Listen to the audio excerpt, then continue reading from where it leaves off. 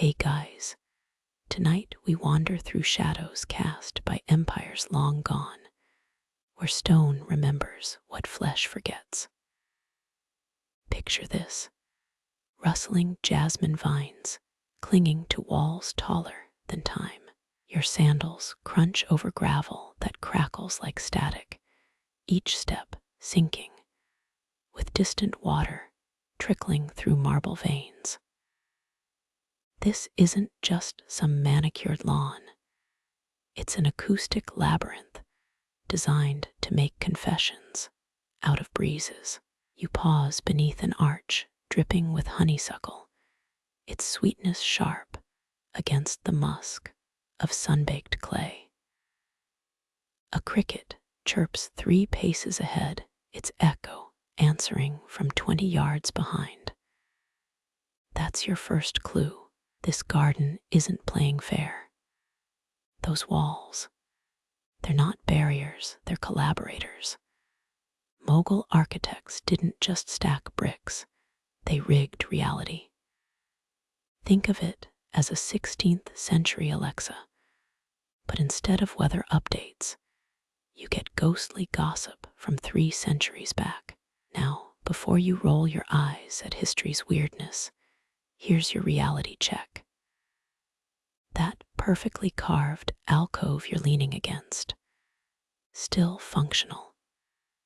Whisper melon prices into it, and someone at the far fountain might order sherbet. These walls don't care if you're a tourist or a time traveler. Cross them unprepared, and you'll leave with more than just a sunburn. You'll carry secrets you never meant to hear. So before you get comfortable, take a moment to like the video and subscribe. But only if you genuinely enjoy what I do here. Drop a comment with your location and local time. Let's map how far these digital whispers are traveling tonight. Now dim the lights. Maybe turn on a fan for that soft background hum. And let's ease into tonight's journey together. Heat shimmers above the apricot trees as you inch toward the first murmuring wall. Your palm skims its surface, rough yet deliberate, like braille written for sound. Historians agree Emperor Akbar commissioned these gardens as earthly paradises, but his engineers hid a second purpose. They embedded thin clay pipes between double-layered stone, funneling voices like copper wires long before electricity. Mainstream fact. Sure, until you hear the outlier theory about shepherd boys. Legend says a goatherd's flute once pierced through 6 courtyards, its tune reaching the emperor's wine-slick ears. The boy vanished the next day, reappearing as a stonecutter's apprentice. Coincidence? Maybe, but every spring, workers still find tiny flute-shaped carvings in newly exposed mortar. They crumble at a touch brief as breath on glass. You round a corner where the path splits, left toward trickling water, right into a cloister of whispering arches. Choose wrong, and you'll walk into a sound vacuum, your own voice swallowed mid-sentence. Choose right, and the wall 6 paces north will hum your words backwards. Try not to say anything embarrassing.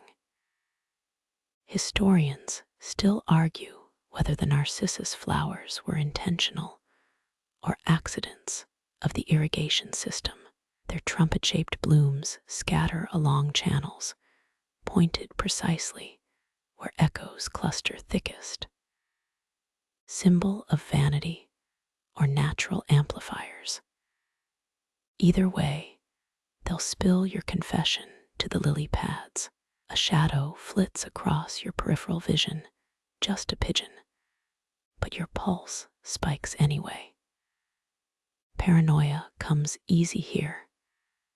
The architect's manual for Fatehpur Sikri specifically mentions sound mirages to disorient invaders, those creaks underfoot, probably shifting stones, unless they're engineered replicas of a concubine's sigh. You slip through a moon gateway, its circular frame bending echoes like a parabolic microphone.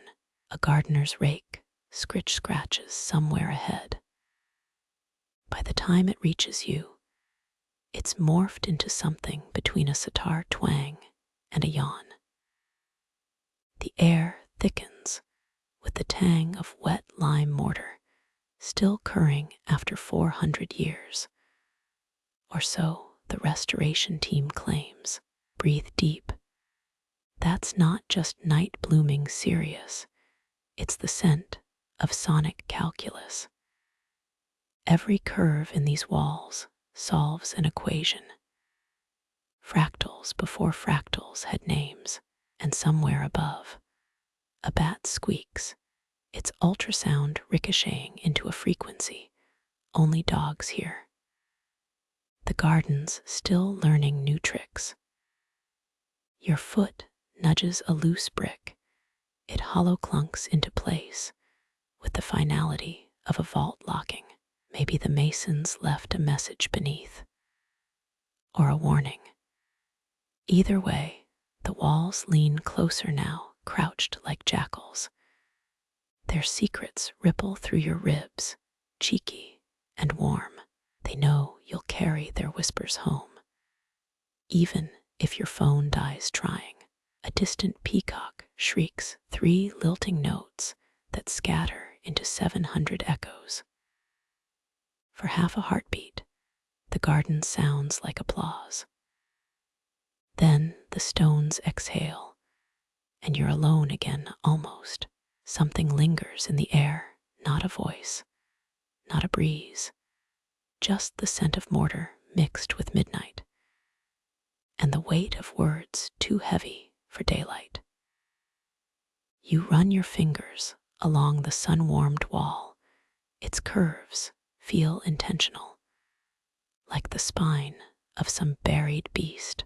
30-foot thick masonry presses against your palm, not just for grandeur, but to trap vibrations like wine in a cup. Each arch above you isn't decoration, it's a calculated funnel. Sound crawls along these stones like ivy, curling toward eavesdropping emperors. Ever whisper into a soda can as a kid. Mughal corridors worked the same way, minus the sticky residue.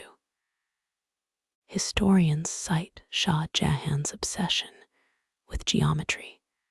Engineers drafted parabolic curves years before Europe named the term. But here's the kicker. They used rope and stakes to map walls, no calculators, just calloused hands squinting at star charts. Now picture this. A caravan of elephants once lugged a caged tiger through these passages, not for zoological flair. Architects measured how growls ricocheted off unfinished walls, testing frequencies under a blood-orange moon. True story. Or maybe just a drunk mason's tall tale. Historians still argue whether the acoustic bestiary records are literal or symbolic nods to sounds animalistic nature. Lean closer. That faint buzz in the stones isn't ghosts. It's physics playing dress up. Voices skim surfaces at 1,120 feet per second slower if the air's heavy with jasmine. You're not hearing words. You're decoding vibrations stretched thin as gold leaf. Some claim builders embedded hollow reeds in mortar like organic wiring. Others say wind slots doubled as resonant chambers. Either way, it's betrayal-proof design. Try plotting a coup when the walls rat you out with style. Your shadow stretches across gravel, each crunch a deliberate distraction from distant whispers. Step lightly. These stones don't forget. They've hoarded bedtime stories from emperors, gossip from concubines, even the wet cough of a dying architect. Modern engineers drool over the precision, 0.3-second reverberation time, ideal for murmurs. But here's the catch. The system only worked if you believed. Like trusting Wi-Fi in a storm, you had to lean in, exhale slow, let the architecture shrink the world to just 2 ears and a secret. A pigeon coos. Somewhere, 3 courtyards over, a tourist drops their water bottle. The wall hums just a little. Centuries ago, that same ripple might have carried a queen's ultimatum. Today, it's your cue to wonder, did they build resonances? Or did resonances build the empire? Dust motes swirl where voices once collided. You press your cheek to the plaster, still faintly cool, still hungry. The debate rages in lecture halls. Accident or genius?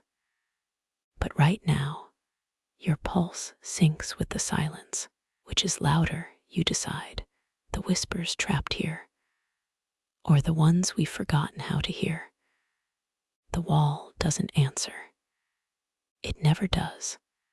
Just leans closer, breath hot with unspoken rules. A breeze riffles your hair. Or is it the ghost of a long-dead draftsman snickering at your awe? Either way, the garden's heartbeat thrums through your shoes. Curiosity lures you deeper, past turmeric-stained fountains, toward moonlight pooling like spilled quicksilver. The stones sigh, you follow. Moonlight glints off something gritty underfoot. You kneel to find crushed eggshells fossilized in mortar. Those aren't decoration. Mughal masons mixed lime, sand, and thousands of yolks into a porous brew, audio-friendly cement, holding whispers like a net. Archaeologists found recipes in flaking manuscripts. 6 parts river grit, 3 parts shell dust, 1 part sunrise water. Whatever that means. You scrape a nail against the wall, it crumbles slightly, revealing layers thinner than pastry dough. Each strata tells a story. Work crews quarried sandstone at dawn, when dew kept dust from clogging their lungs. They'd sing work songs in rounds, voices syncing with mortar trowel rhythms. Some claim you can still hear those chants if you lick the plaster. Don't. Pigeon poops a thing here. Ever seen those DIY videos where people make Roman concrete? Mughal methods were messier and smellier. They'd pitch roast limestone for days, then drown it in vinegar to test purity. Failed batches got dumped into artificial lakes, now tourist selfie spots. The successful stuff, they'd let elephants trample it. Not for fun, pachyderm feet found the ideal consistency where human senses failed. True fact, here's where it gets weird. Scrolls describe workers planting metal rods in wet mortar, copper filaments that sing when the wind's right. None survive today, but scholars recreated a sample in 2017. One lab assistant swore the mixture emitted a low F-sharp when drying. Everyone else called it tinnitus. Breath hovers as you pass a section pitted with dime-sized holes, like a giant honeycomb. Each cavity's positioned where walls change angle. Some say they're intentional air pockets to diffuse loud noises. Others insist they're just termite damage, glamorized by overeager guides. Lean in. That faint whistle isn't the wind, it's architect Ahmed Lahori's final prank, engineered to mimic his daughter's nursery rhyme. Your shoulder brushes the wall, it's strangely warm. Solar heating? Nope. Workers laced mortar with burnt tamarind seeds, creating a thermal mass that stores daytime heat. Historians still argue whether the eggshells strengthened walls acoustically or just stabilized temperature swings that could crack sound funneling surfaces. Either way, your fleece jacket's suddenly overdressing. A gecko darts into a crack, its footfalls sound amplified, like someone typing on a mic'd-up keyboard. That's the magic of void-filled masonry. Every gap, every crumbling bit, acts as a tiny echo chamber. Imagine 7 billion microscopic theaters, each hosting matinees of stolen conversations. You pause where two walls meet, the joints sealed with a blackened resin. X-rays reveal its bitumen, flecked with gold dust. Classy, right, but sniff closer. Hints of fermented sugarcane linger. Turns out the sticky muck tripled as adhesive, insect repellent. And if certain court poets are to be believed, emergency cocktail mixer during siege droughts. Footsteps ahead, except there's no one there. Blame the gravel paths. Workers sifted pebbles by size, arranging them louder near spy posts. Crunchier rocks masked footsteps, softer ones flagged intruders. Genius also explains why Mughal guards had a rep for magic hearing. Spoiler, it was geology with extra steps. A breeze sneaks through a wall slit, carrying the scent of long-gone kilns. They weren't building these beauties solo. Potters donated failed vases for rubble fill, their clay's porosity perfect for dampening excess echo. Farmers traded crop chaff as insulation. Even kids contributed. Egg collecting duty earned them sweets. Teamwork makes the dream work. And the dream here was surveillance as art. Your thumb finds a perfect half-circle impression in the stone. Some say it's a bored worker's thumbprint. Romantics insist it's Queen Shah Jahan testing mortar hardness during a midnight inspection. The truth, likely a 19th century Brit cigar ash holder. History's gross sometimes. Rain starts, drops tap irregular rhythms against the stone. Now's when the walls shine. Water seeps into micropores, tightening the acoustic mesh. Words travel crisper in storms. Two bad Mughal nobles hated getting wet. They only toured gardens under canopies, missing the audio sweet spot. Their loss. You tilt your ear closer. Each droplet's pop sounds like a tiny drum, or a century-old secret finally dissolving. Someone's scratched initials into a brick. ZK 1629. A worker. A prisoner. A lovesick prince. No records remain. But here's the thing, drag your palm across the letters. They're reversed, as if etched from the other side of the wall.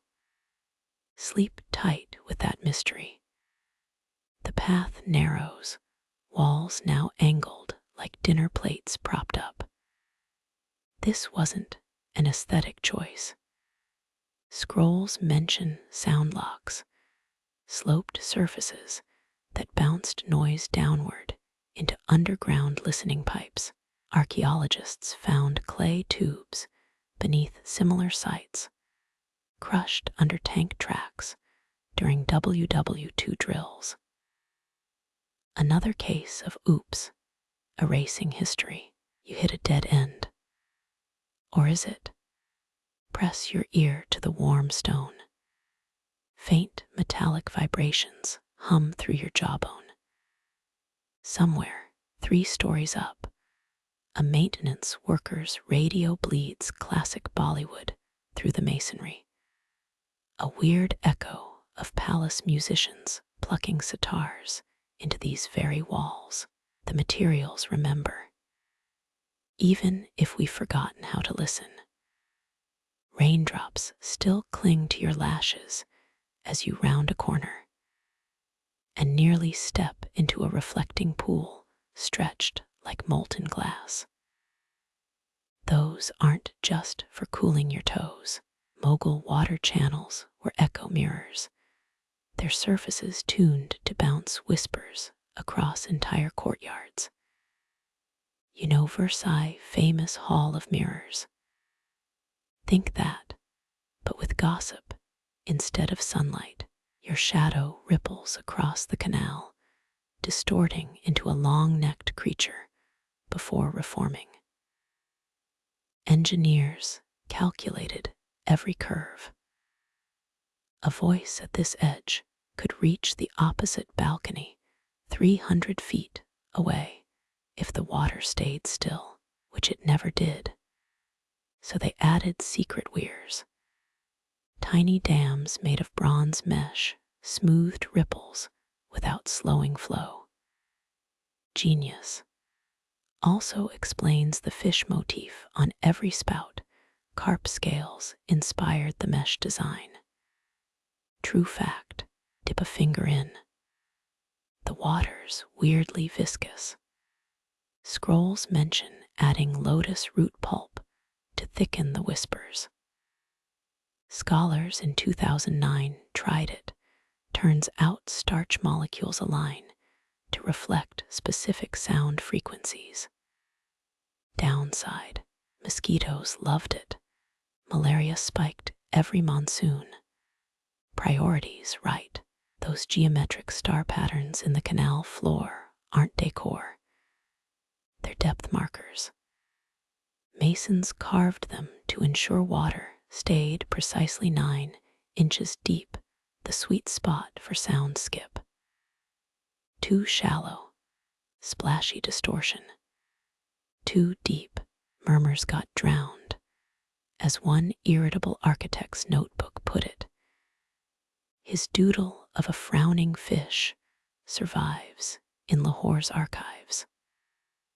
Follow the central channel, its marble edges inlaid with bands of jade. Not just for flair, jade's density deflects water noise downward, sharpening vocal tones. Lean close.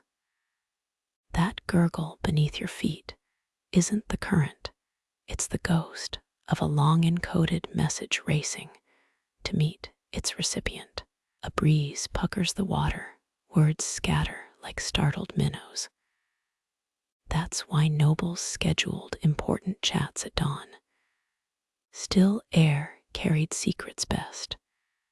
Miss your window. Tough luck. Servants knew to stir the canals with poles if they wanted conversations drowned. Earliest known denial of service attack. Spot the half-submerged urn. It's not debris. Workers buried porous clay jars along key routes, their necks pointing toward VIP pavilions. Think of them as Stone Age parabolic mics. Ottoman spies wrote home about these tricks, then failed to replicate them. Their canals apparently amplified burps more than whispers, wiped the mist off that carved lotus leaf. See the hairline channels. They're not drainage. Architects cut them to create controlled ripples, steering sounds laterally. Operated via hidden levers in guard towers. Imagine a paranoid emperor fine-tuning his eavesdropping like a 17th century podcast editor. Your heel skids on algae, a squelch echoes off the water. Mughal engineers hated that slime. Chronicles mention teams of boys scrubbing tiles with crushed pearls. Not for glamour pearl powders, pH inhibited growth. A cleaning tax funded it, though locals called it the snot ransom. That crumbling pavilion ahead isn't a tea house. It's a resonance chamber, its domed ceiling, designed to amplify and rebroadcast whatever the canals carried. 2 words spoken there could reach 7 separate courtyards. Romantic. Sure. Also horrifying during diplomatic summits. Historians still argue whether the famous weeping fountain near Agra fort was an acoustic accident. Its irregular droplets created a white noise machine, drowning conspirators' whispers under fake rain. Or maybe someone just botched the plumbing. Duck under a low arch, water drips on your neck. The groove above isn't wear and tear. It's a whisper gutter, cut to channel rooftop conversations into the canals below. Imagine spies lying belly up on hot tiles, ears pressed to drains, sunstroke central. Kneel by an octagonal pool. Toss a pebble, the plink echoes 7 times. Each bounce corresponds to a hidden underwater cavity. Reconstruction teams found animal bladders stuffed with mercury in similar sites. Suspended mid-water, they acted like subwoofers. Creepy. Absolutely. Effective. A 2016 MIT paper says hell yes. Your reflection ripples. Suddenly, there's a second face beside yours. Relax. It's just the angled mirror embedded in the opposite wall. Twin setups like this let guards lip read from afar. Up close, you'd see their perforations, each hole sized to frame a mouth. Pluck a petal from the floating roses. Tradition says Jahan dropped her garden's first blooms here. Each petal's landing point dictated a canal's path. Cute story. Truth is, engineers used weighted floats to map currents. Romance ruins the fun. A frog plops into the water. Its croak ricochets off 16 surfaces before fading. Mughal blueprints labeled this phenomenon the laughing wall. Court jesters mimicked it to mock dignitaries, their insults bouncing everywhere and nowhere at once. 10 got executed before someone disabled the feature. Step over a dry channel, its bed crackles with glazed tiles. They're not broken. Each shard is a tuning fork set to vibrate at specific frequencies. Archaeologists triggered one with a synthesizer in 2012. A nearby hillock collapsed from resonance. Maybe don't hum near these. You reach a waterfall frozen mid-cascade, actually a carved, jolly screen mimicking flow.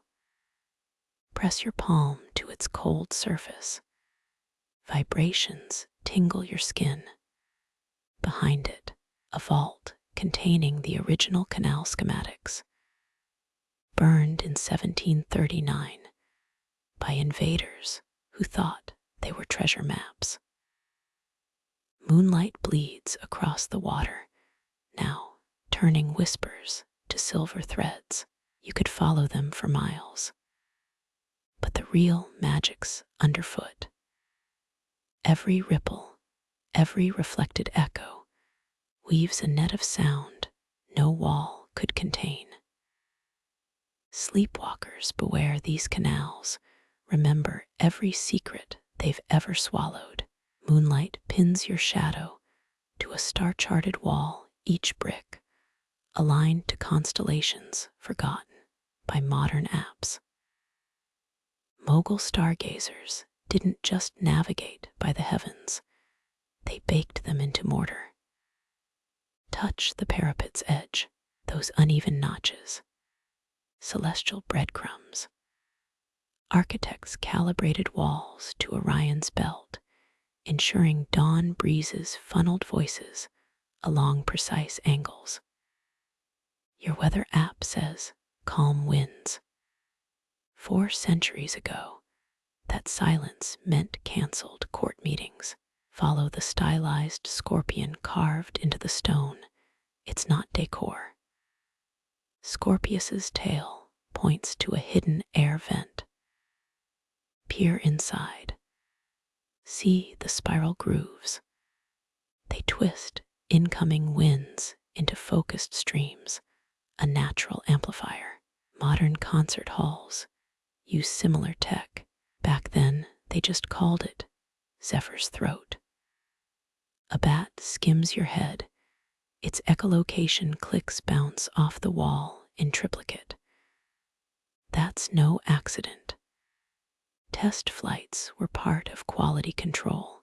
Records mention engineers releasing flocks at dusk tuning surfaces until bat squeaks propagated flawlessly. Imagine explaining that grant proposal today.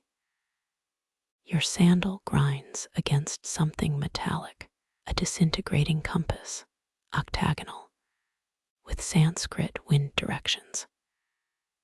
Mainstream museums display these as navigation tools. Flip it over.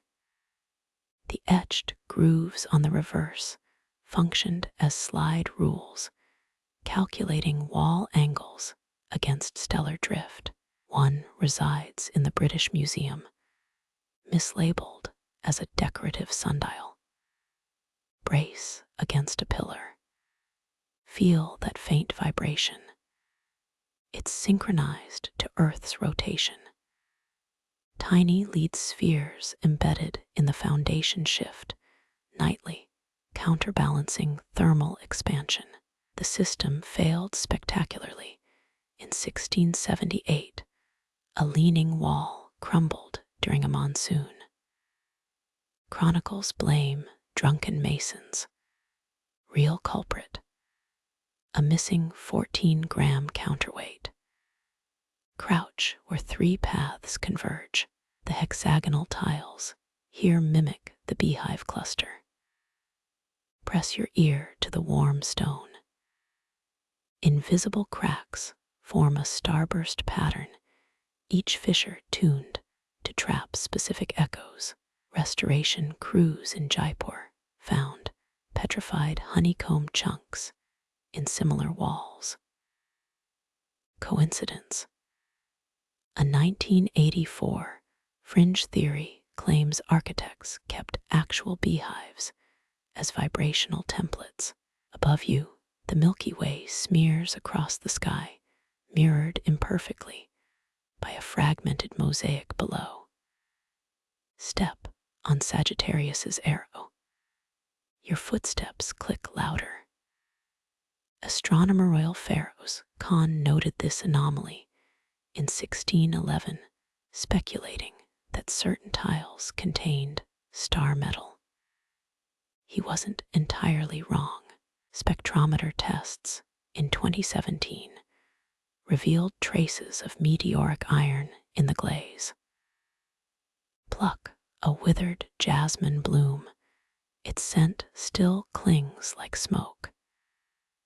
This bush isn't native. Botanists shipped star jasmine from Mesopotamia because its oil preserves porous stone. Side benefit: the fragrance masked Emperor Akbar's notorious halitosis. His wife's memoir mentions it discreetly. Wind riffles your collar, a directed gust funneled between two narrowing walls. It hits a carved peacock fan, splitting into 8 microbreezes. Each carries sound further, like dividing a laser beam. Lose a slipper mid-stride.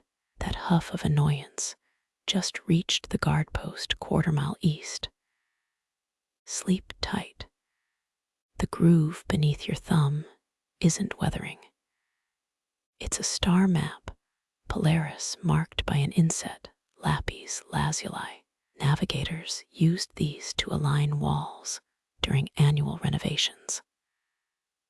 Miss by a hair. Whole corridors fell mute. 3 architects were reportedly strangled with their own measuring cords in 1632. Quality control got intense. That grinding noise ahead isn't your sleep-deprived brain. A limestone wheel rotates invisibly underfoot, powered by thermal expansion from day-night cycles. Its teeth catch the wind, converting breeze into audible resonance. It's essentially a fossilized record player.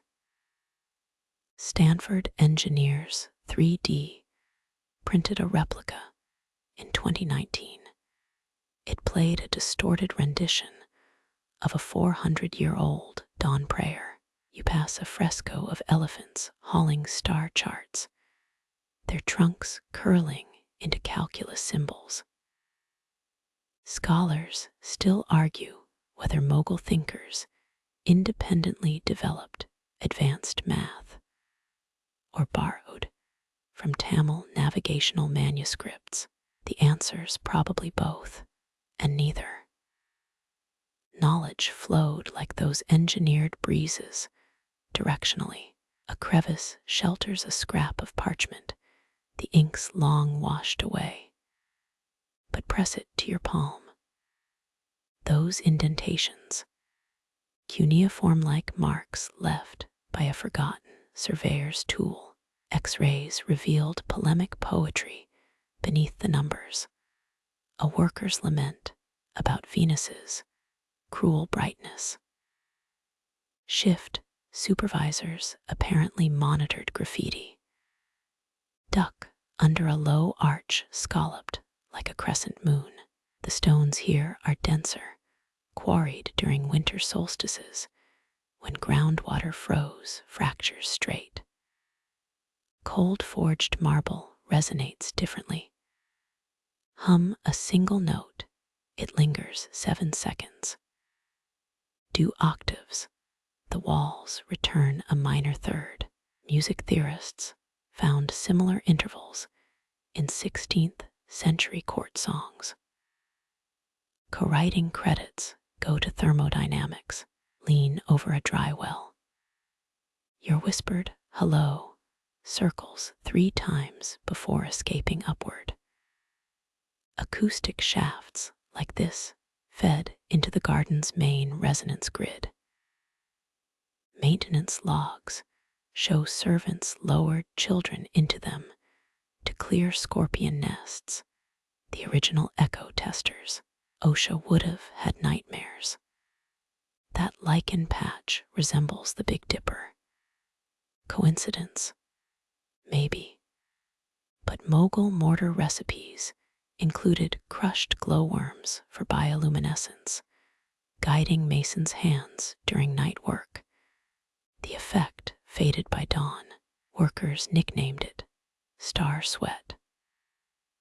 A cracked urn spills shriveled seeds, archaeologists identified them as an extinct night-blooming vine.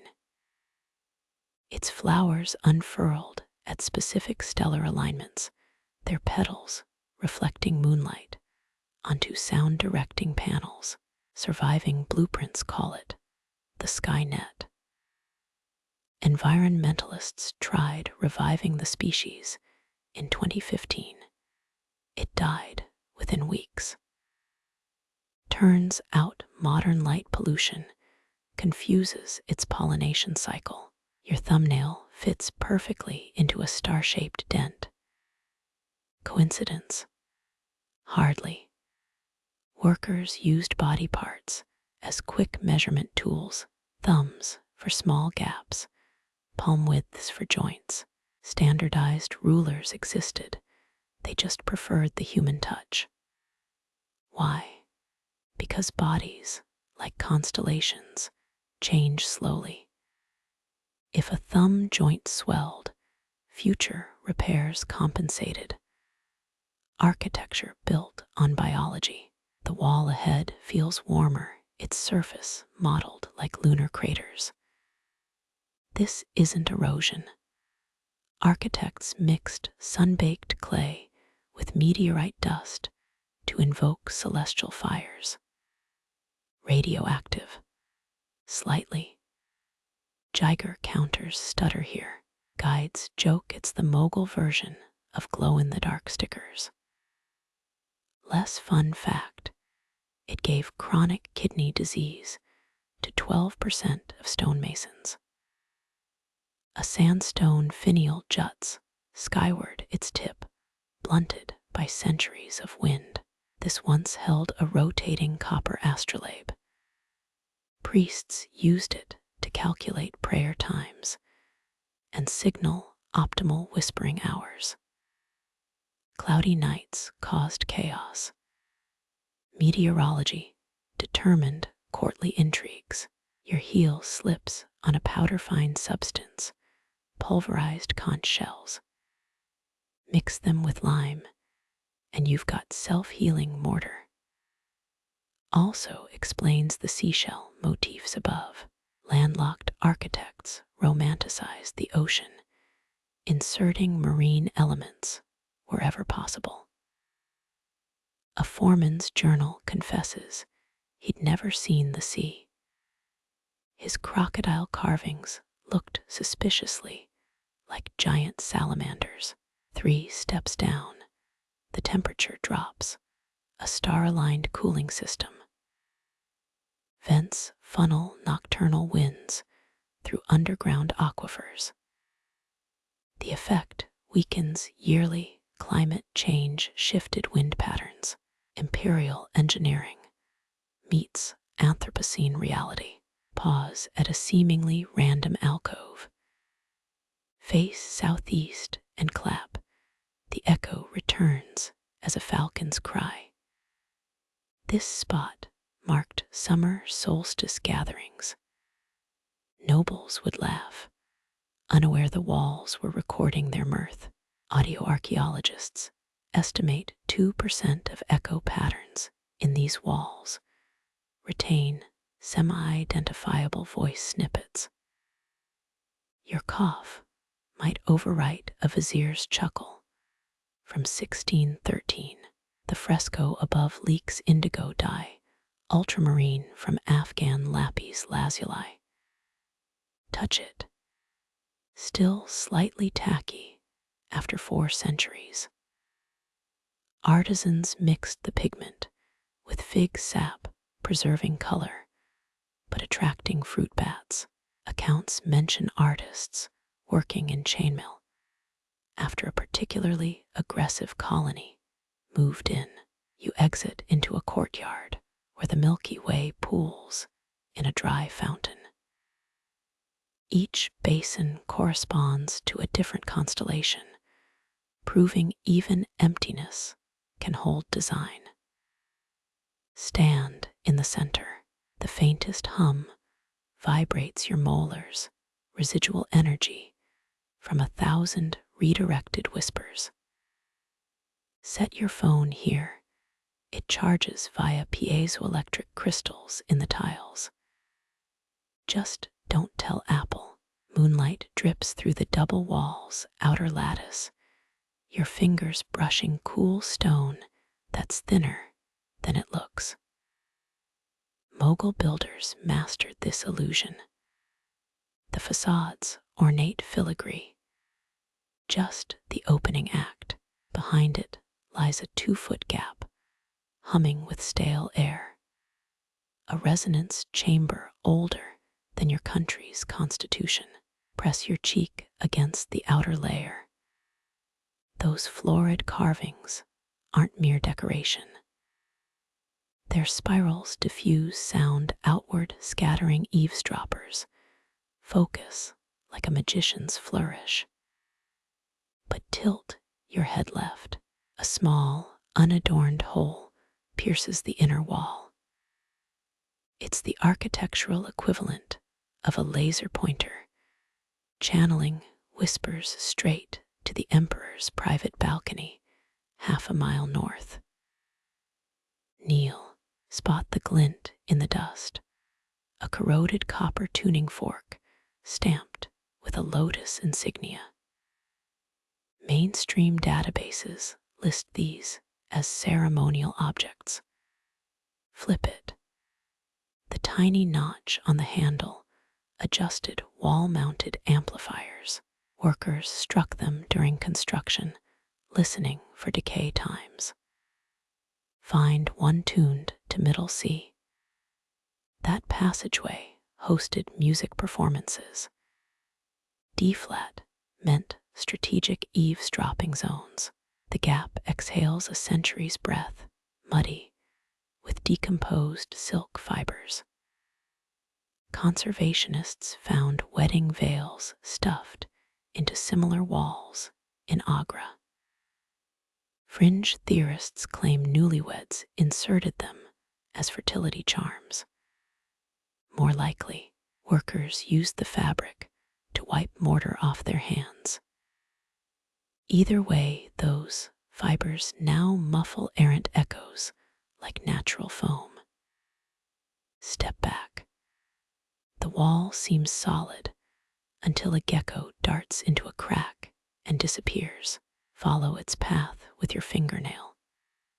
There's no back. These cavities snake through the entire complex, forming a subterranean web of sound highways.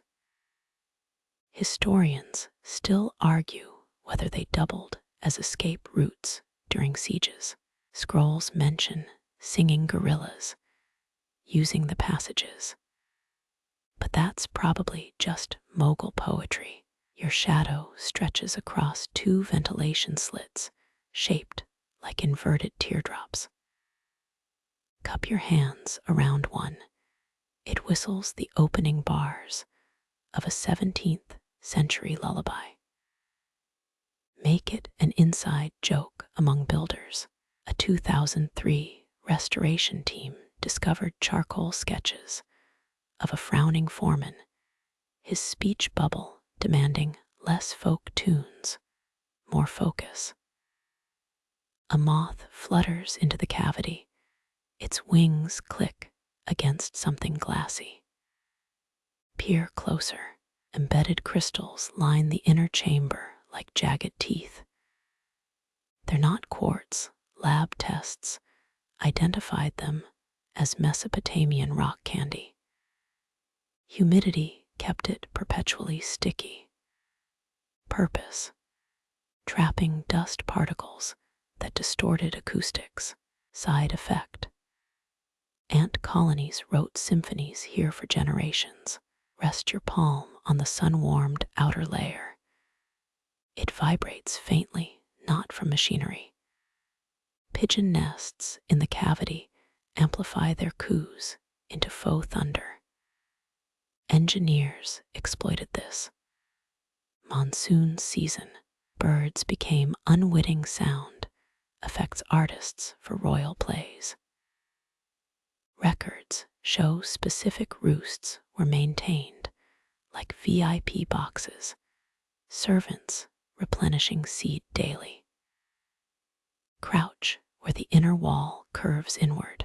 This bulge isn't structural, it's a parabolic reflector. Whisper, tax evasion, and the echo bounces 19 times before dying.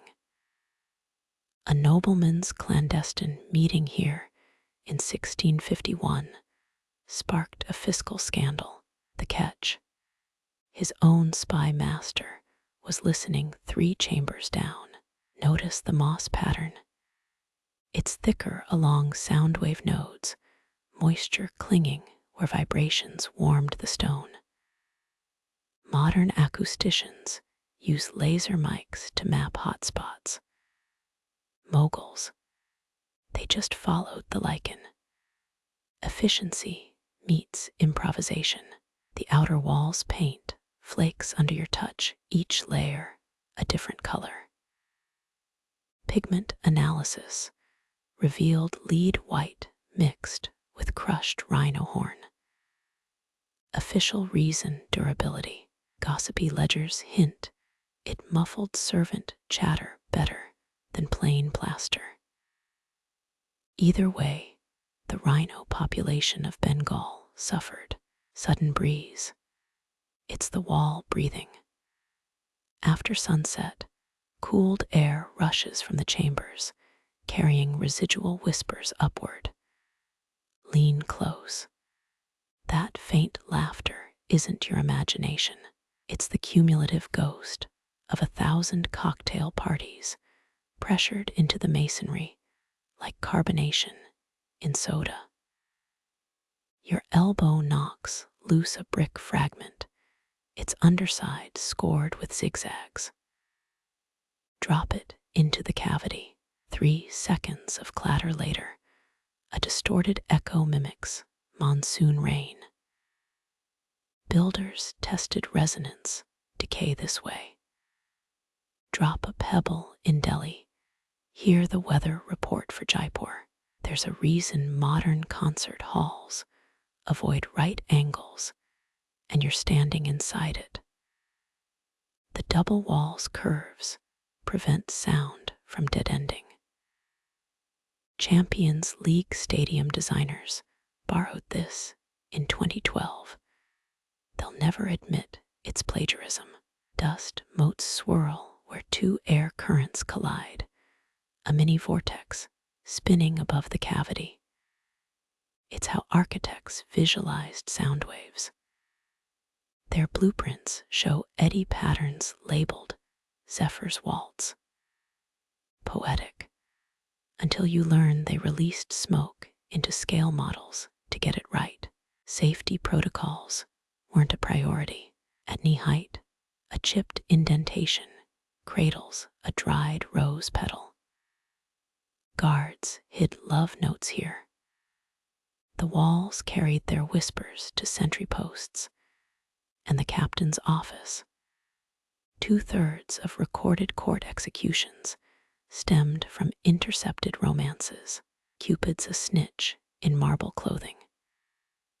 The inner wall's surface mirrors your face's contours, centuries of acidic breath eroding lime plaster. Your carbon dioxide now etched alongside emperors. Democracy in decomposition.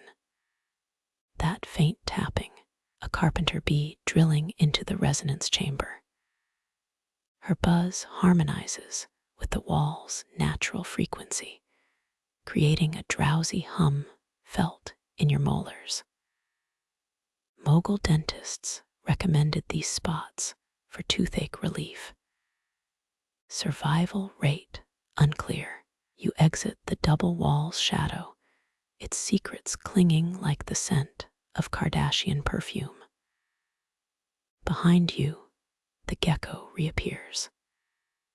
It flicks its tail against the crystal-lined cavity, and the night answers in a fractured chord. Your sandal crunches a pebble, the sharp crack echoing like a snare drum. Mughal pathways never whispered. They orchestrated. Every stone underfoot is sized between lentil and chickpea, a precise acoustic calibration. Forget random gravel. These were sieved through copper meshes. Workers singing scale patterns to test pitch consistency. Squat. Run your hand through the bed. Coarser grains border the path, finer ones cluster center. It's not erosion. Original blueprints label this the skin of drums. Walk the edge, your footsteps thud like muted tabla beats. Shift to the middle, the crunch sharpens to a sitar's metallic twang. Mughal nobles requested specific sound carpets for moods. Bad harvest report, crunchy periphery, wedding procession. Silky center, pebbles dyed with pomegranate rind. Spot the asymmetrical oval. That's no accident. Stones from the Yamuna's west bank are flatter. Their schist layers fracture into perfect reverb plates. Court musicians buried defective instruments here, stringless sitars becoming sonic springs.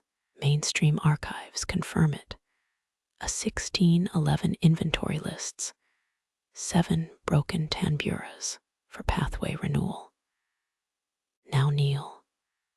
The patch ahead glitters unnaturally. Rub 2 stones together.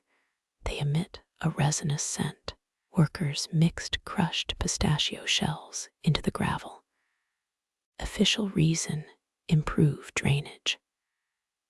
Gossip logs tell another tale. A Begum claimed walnut gravel aggravated her migraines, and her husband's mistress adored walnuts. Coincidence: 16 paths were renovated that year. A lizard darts across its claws, kick-pebbling a staccato rhythm. Follow the sound. The pattern matches a Kathak dance sequence from Akbar's era Teental cycle. Historians still argue whether dancers rehearsed here or the paths taught the rhythm through feet. Scrolls mention stone gurus, but that's likely metaphor. Wiggle a toe under the pebbles. They're shallow, barely 2 inches deep. Beneath lies a grid of terracotta pipes. Your guidebook calls them drainage systems. Flip the script. Each pipe is parabolic, funneling not water, but footstep echoes toward guard towers, security through surround sound. Find the half-buried blue tile. It's Singer stone, quarried only during winter fogs. Humidity made it resonate deeper. Tap it with a pebble. The tink carries farther than neighboring rocks. Night witchmen used these as natural burglar alarms. Effectiveness: a 1623 memo complains peacocks kept setting them off. Dig deeper. Your nails scrape something fibrous, hemp ropes woven into a net. This isn't weed control. The mesh stabilizes pebbles while letting vibrations pass. Modern running tracks use recycled tires similarly. Moguls were just 4 centuries ahead with better aesthetics. Stand quickly. Dizzy, that's intentional. The path slopes at a 9-degree angle, enough to shift your weight forward. Chronic ankle turners got demoted in court. It's why official portraits never show nobles leaning. Sunlight hits the gravel, revealing mica flecks. They're not decorative. Mica dampens high frequencies, turning harsh scrapes into velvety rustles. Architects borrowed this from camel saddle designs. Ever wonder why desert caravans sound soothing. Thank the Mughals, ripping off transport tech, 3 paces ahead, a cluster of spiral patterns. They mimic a naga snake's scales. Drag your heel through them. The displaced pebbles roll back autonomously, hidden magnets in the stone. Nope, just clever grading. The spiral center sits 3 millimeters lower than its edges. Gravity does the housekeeping. Pluck a pebble. Its underside bears a faint number 8 stamped in vermilion. Quality control. Inspectors rated gravel batches on hue, pitch, and foot feel. Grade 10 stones went to pleasure gardens. Grade 6 lined the tax office's approach. Petitioners arrived already irritated by grating noise. Hear that half-second echo after each step. The north side path answers. Parallel walkways were spaced precisely 7 meters apart, the delay replicating an antiphonal choir. Visitors unknowingly duetted with their own footsteps. Your shadow stretches across a smooth depression. This is where elephants knelt to be decorated for parades. Their weight compacted pebbles into a natural amplifier. Records describe Eneral's speech here reaching 2 kilometers. No megaphone. Tests in 1997 proved it. After removing 6 centuries of pigeon droppings, a beetle crosses the path, its legs ticking like a metronome. Freeze. The Mughals' secret maestro. Path designers released timed insects to maintain rhythm zones. One general's memoir gripes about dissonant beetles delaying his march. Cruel twist, they were his wife's idea. Bend to retie your sandal. Your knee presses a hidden trigger stone. With a click, a section of pebbles rises slightly, forming a bench. Comfortable? No. Strategic? Absolutely. Spies could rest while eavesdropping on plaza conversations. The original park surveillance system, twilight deepens. The pebbles radiate stored warmth like a giant HVAC vent. Engineers embedded sunlight-absorbing quartz here. Side effect. Winter paths stayed ice-free. Side effect. Summer visitors occasionally scorched their souls. Priorities. Your final step lands on a slate slab. It's cooler. Carved grooves channel rainwater into miniature channels underneath. These aren't gutters, they're wind instruments. Monsoon downpours played the paths like giant flutes. Sheet music survives for raga of the first rain, scribbled margin notes worn. Avoid C-sharp during hailstorms. The gecko from the double wall flicks its tail nearby, its steps silent on the pebbles. You grin. Even reptiles learned to muffle their movements here. But your satisfaction fades as a breeze swirls gravel, dust into the air, each particle humming an old construction song. You're not walking on history.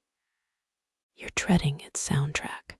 You catch a whiff of myrthic air, the same resins once burned during twilight prayers.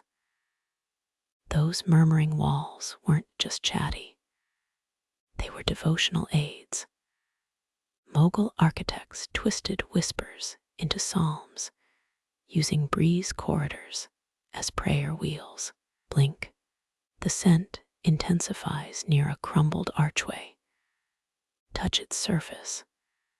Terracotta plaques bear microscopic punctures, each aligning with celestial maps.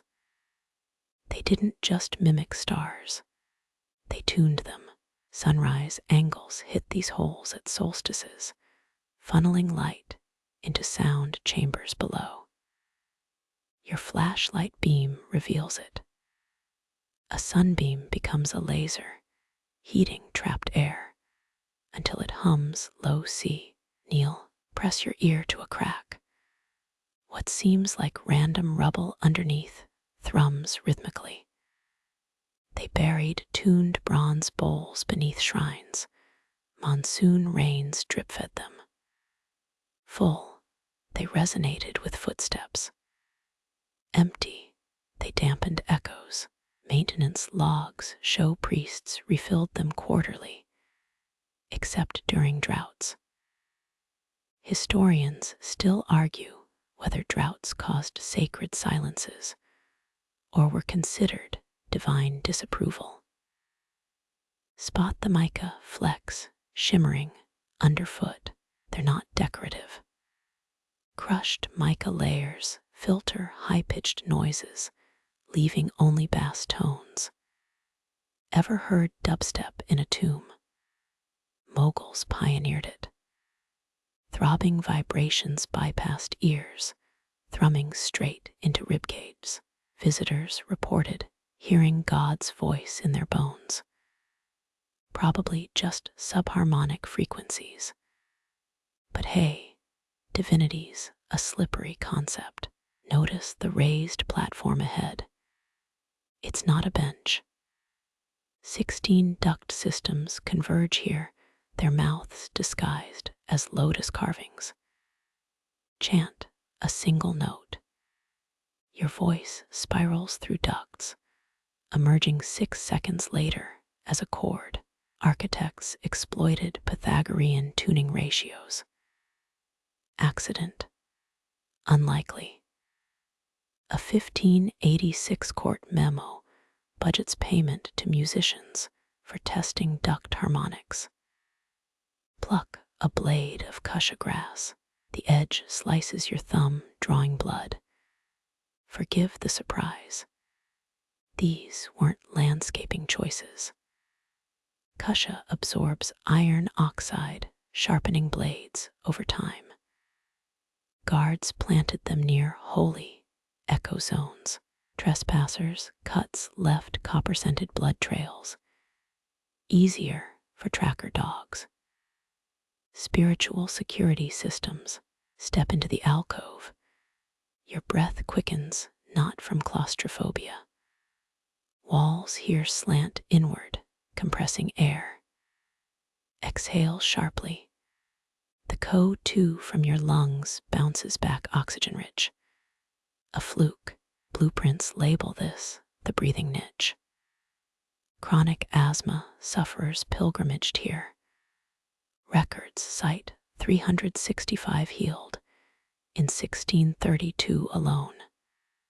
Placebo effect? Maybe, but try scoffing while inhaling supercharged air. Dust swirls near your ankles, collecting into perfect rings. Underground air vents shape airflow into vortexes. They mimic Buddhist prayer bells acoustics, a fact the Mughals stole, homaged from Sri Lankan monks. A captured monk's diary reveals he designed 7 temples here under house arrest. His name, scrubbed from history. The ultimate ghostwriter. Wipe sweat from your neck. The sudden chill isn't shade. A hidden water channel crosses overhead, its coolness dropping like a veil. Temperature gradients bent sound upward, making chants seem skyborn. Clever. Believers swore they heard saints singing from clouds. Engineers just smirked into their blueprints. Reach toward a carved parrot. Its open beak isn't decor. Blow into it. A distant alcove answers with a warble. Messenger birds. Nope. Interconnected ceramic whistles relayed signals across compounds. A security guard's spit became a shriek at the armory. Germ theory hadn't hit yet, so everyone blamed Jinns. Find the cracked urn by the cistern. Peer inside. Charred marks line its base. Priests burned specific woods here: sandalwood for clarity, pine for reverence. Smoke particles, tiny sound dampeners. Inhale. Your voice drops an octave. Now recite a verse. Damn, you do sound regal. Tobacco companies, O moguls, residuals. The gecko from Section 7 scuttles past its path, avoiding all resonating tiles. Smart lizard. Animals learned acoustics faster than nobles. A 1618 miniature painting shows a parrot correcting a prince's prayer pitch. Cute, until you realize they wings clipped the bird. Even divine guidance had contingencies. Twilight bleeds across the garden. Stand where the shadow line cuts your shins.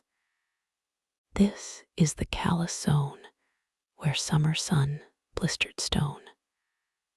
Hotter surfaces sped up sound, bending morning prayers into noon chants.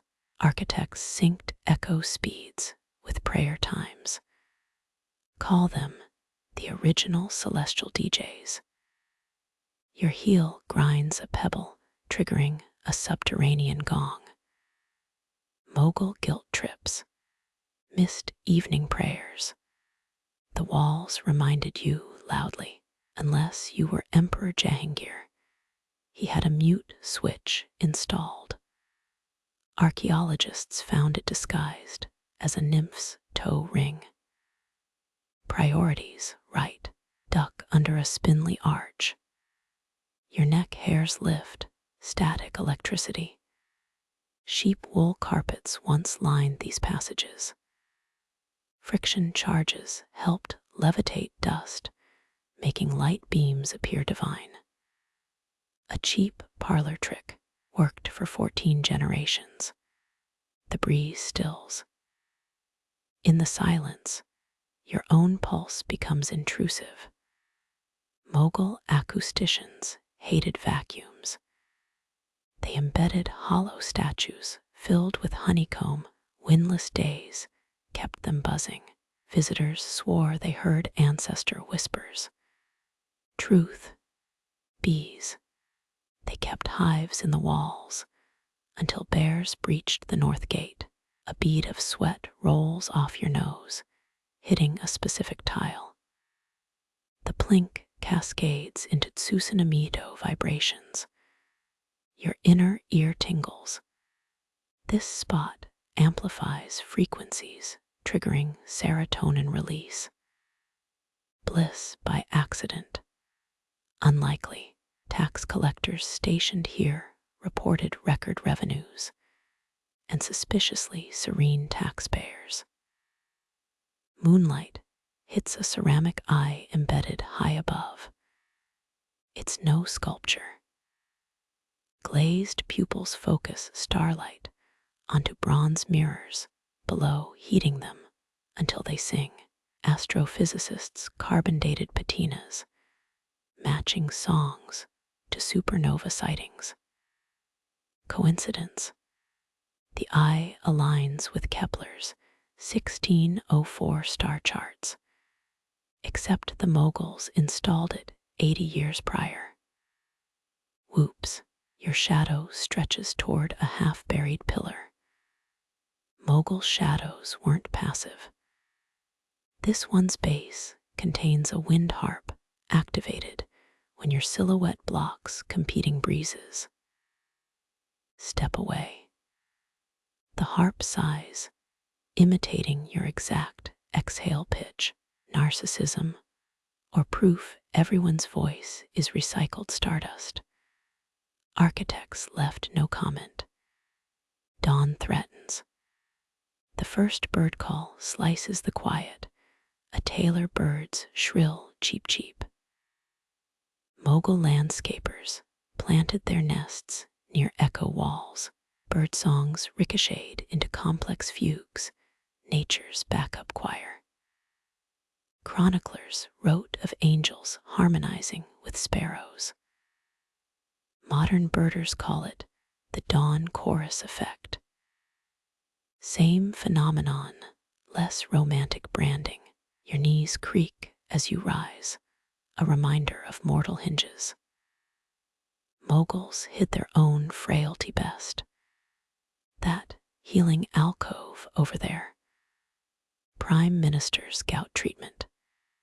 He sat there daily, quartz veins beneath vibrating his joints, worked until a vibration snapped his femur. Divine comedy's a bitch. Sunlight ignites the eastern wall. Squint. Heat shimmer distorts the mortar lines into ripples. They're not flaws. Architects mixed well water with Ganges silt, hoping sacred rivers would bless the acoustics. Workers' logs mention hauling 20,000 jugs, and 3 nervous exorcists reach the exit arch. One final trick.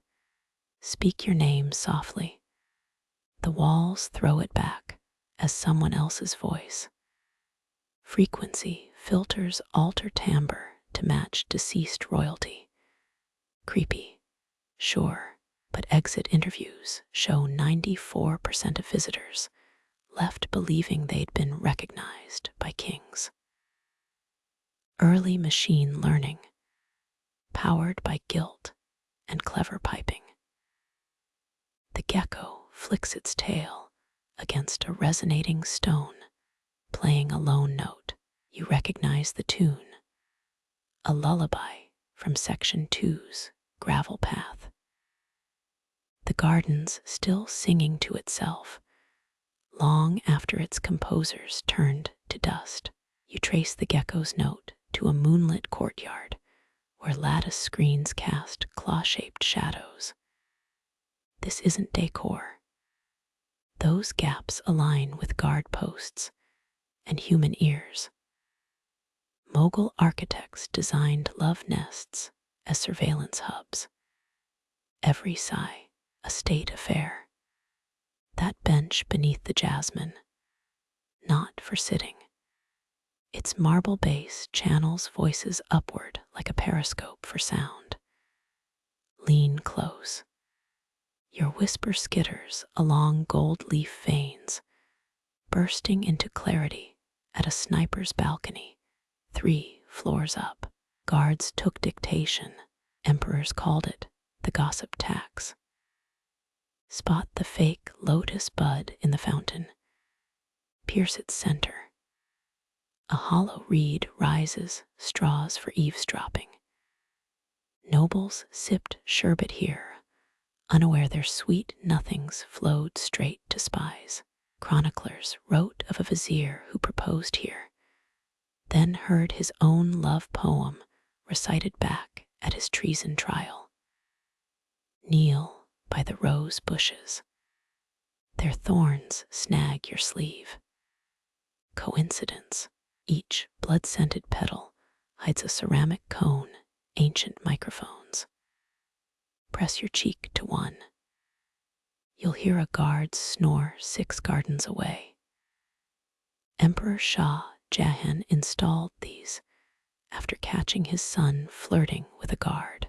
Dad energy transcends centuries. That mosaic peacock seems to watch you. It does. Tilt its bronze tail feathers. Hidden mirrors inside reflect conversations to a central chamber. Servants once transcribed murmurs onto silk scrolls, still archived in Delhi's vaults. Skip the gossip. Shah Jahan's 3rd wife got exiled for criticizing his beard trim. Priorities. The reflecting pool ahead isn't water. It's glass soapstone polished to liquid shine. Step on it, your footsteps ping-tuning forks beneath, alerting sentries. Lovers stamped codes to warn each other. 3 quick taps meant in-laws approaching. Too bad the system failed Prince Murad. His toe-tapped affair with a translator got him. Translated into a prison cell, pluck a petal from the night-blooming Sirius. Its stem oozes milky sap. Rub it on your wrist. The scent's a chemical cocktail narrowly, panic, sweat, guilt. Perfumers dripped this on private benches to loosen lips. Confessions doubled after its introduction. Modern polygraphs use milder tricks. Reach for the dangling chain. Don't pull. It connects to copper plates above the harem baths. Droplets hitting the plates echoed like thunder, masking clandestine conversations. A concubine's diary brags she plotted a coup under spray acoustics. Historians still argue whether steam vapors or sheer audacity fogged the guard's judgment. The arched doorway squeezes your shoulders, intentional. Narrow passages forced people closer, escalating whispers to audible levels. 27 royal marriages began here. 38 assassinations, too. Mughal matchmaking, swipe left for death. A moth flutters into your lantern. Follow its shadow. It lands on a decorative crack in the ceiling. Peer inside. A spiral duct coils downward, ending at the emperor's pillow. His paranoia had good acoustics. Courtiers bribed architects to angle ducts away from their quarters. Success rate 0. The chief engineer's head hung over the duct entrance. As a deterrent, kick a pebble. It clatters into a drainage ditch, triggering a hollow clang. These weren't for rain. Dry season, guards hid inside, cupping ears to iron grates. Efficient, if claustrophobic. A 1619 report lists 17 guards treated for tunnel madness. Symptoms included quoting lovers' quarrels verbatim and crying during poetry readings. The sudden scent of almonds isn't dessert. Its bitter hue leaves crushed underfoot, planted for their sound-absorbing oils. Walk here, and your secret stayed, mostly. A gardener's journal mentions princes salting the soil to kill you. Result: crispier footsteps and crisper executions. You stumble over a raised tile. Convenient. It's a voice amplifier. Mughal tilesmiths baked goose quills into clay, creating natural reeds. Kneel here, and your plea reached the throne room. If the emperor laughed, you lived. A comedian once tested it with a chicken joke. He got promoted. The frescoed parrot mocks you with wing beats. It's a puppet, strings still attached. Servants animated it during lovers' trysts, making whispers seem like bird chatter, clever until a monsoon soaked the strings. A drenched macaw flopping midair isn't subtle. Wind whistles through a broken column. Cup your hands around it. Distant laughter vibrates your palms, echoes from the kitchen 3 courtyards west. Staff mocked royals' accents here. A cook got whipped for imitating the emperor's lisp, despite the emperor actually having a lisp. Duck beneath a low-hanging mirror. It's tilted to reflect the moon onto a sound dish below. Moonbeams heated mercury in the dish, creating vibrations that hissed warnings. Poets called it the sky's reprimand. Engineers called it cheap night surveillance. The gecko reappears, scaling a pillar carved with embracing figures. Touch their intertwined hands. A chill crawls your wrist. The stone's hollow, filled with ice from Himalayan trades. Cold air-slowed sound waves here, stretching whispers into drunken slurs. A drunk prince's marriage proposal was later deemed poetic license. Your shadow stretches across a sundial. It's rigged. Noon sunlight hits a bronze plate, melting wax seals on spy reports. Bureaucracy meets voyeurism. A clerk's journal complains about snooping-induced sunburns. First world problems, Mughal edition. A bat swoops. Its screech bounces off parabolic eaves, amplifying into a shriek. Breeders imported these bats specifically. Their cries masked rooftop intruders. And conveniently, adulterers' exit strategies. Natural security with bonus plausible deniability. You exit beneath a vine-strangled arch. Its thorns snag your collar, personalized farewell. Mughal goodbye kisses were less prickly. Usually, you exit the frozen whisper pillar into chaos, crumbled arches, bleeding shattered tile. Those once murmuring walls now gape like broken jaws. Enter the British East India Company, 1830, redcoats clutching lead-sealed mortar. Their maps label this structural decay. They rebuild with Portland cement, ignorant putty that deafens stone. Tap a repaired section. Your fingernail clicks against lifeless filler. Pre-invasion, plaster breathed through crushed oyster shells and hemp. Replacement gunk, quarry dust mixed with horse glue.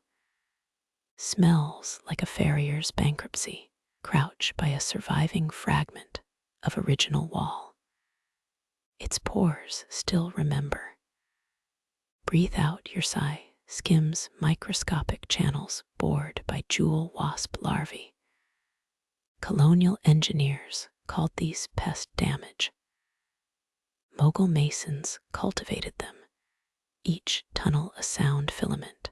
That buttress ahead, 1847 edition. Victoria's men thought curved walls needed steel bracing. Jokes on them, the curvature was the support. Now it squeaks like a stepped-on duck. Scrape lichen off a plaque. It commemorates restoration by Sir Reginald Ponsonby Smythe, who boasted of fixing native frivolities. His name's misspelled. Poetic justice blooms in bureaucracy. Kick a pile of brick dust. Notice the color mismatch. Local clay got replaced by Welsh slate slurry. Denser, deadlier. Sound sinks here buried under imperial cost-cutting. A gecko darts over repaired mortar. It hesitates, turns back. Smart lizard. These walls lost their heat-retaining magic too. No more nighttime warmth for cold-blooded eavesdroppers. Peer through a British-added ventilation hole. It's just a hole. Mughal ducts spiraled to amplify breath into speech. These glorified mouse apartments. A 1902 inspector's note complains of vermin chatter drowning official business. Squint at faded frescoes. Those aren't floral patterns, they're vibration maps. Curlicues mark resonant zones, colonials whitewashed over them, then wondered why the echo chambers failed. Step into what was once a satire garden.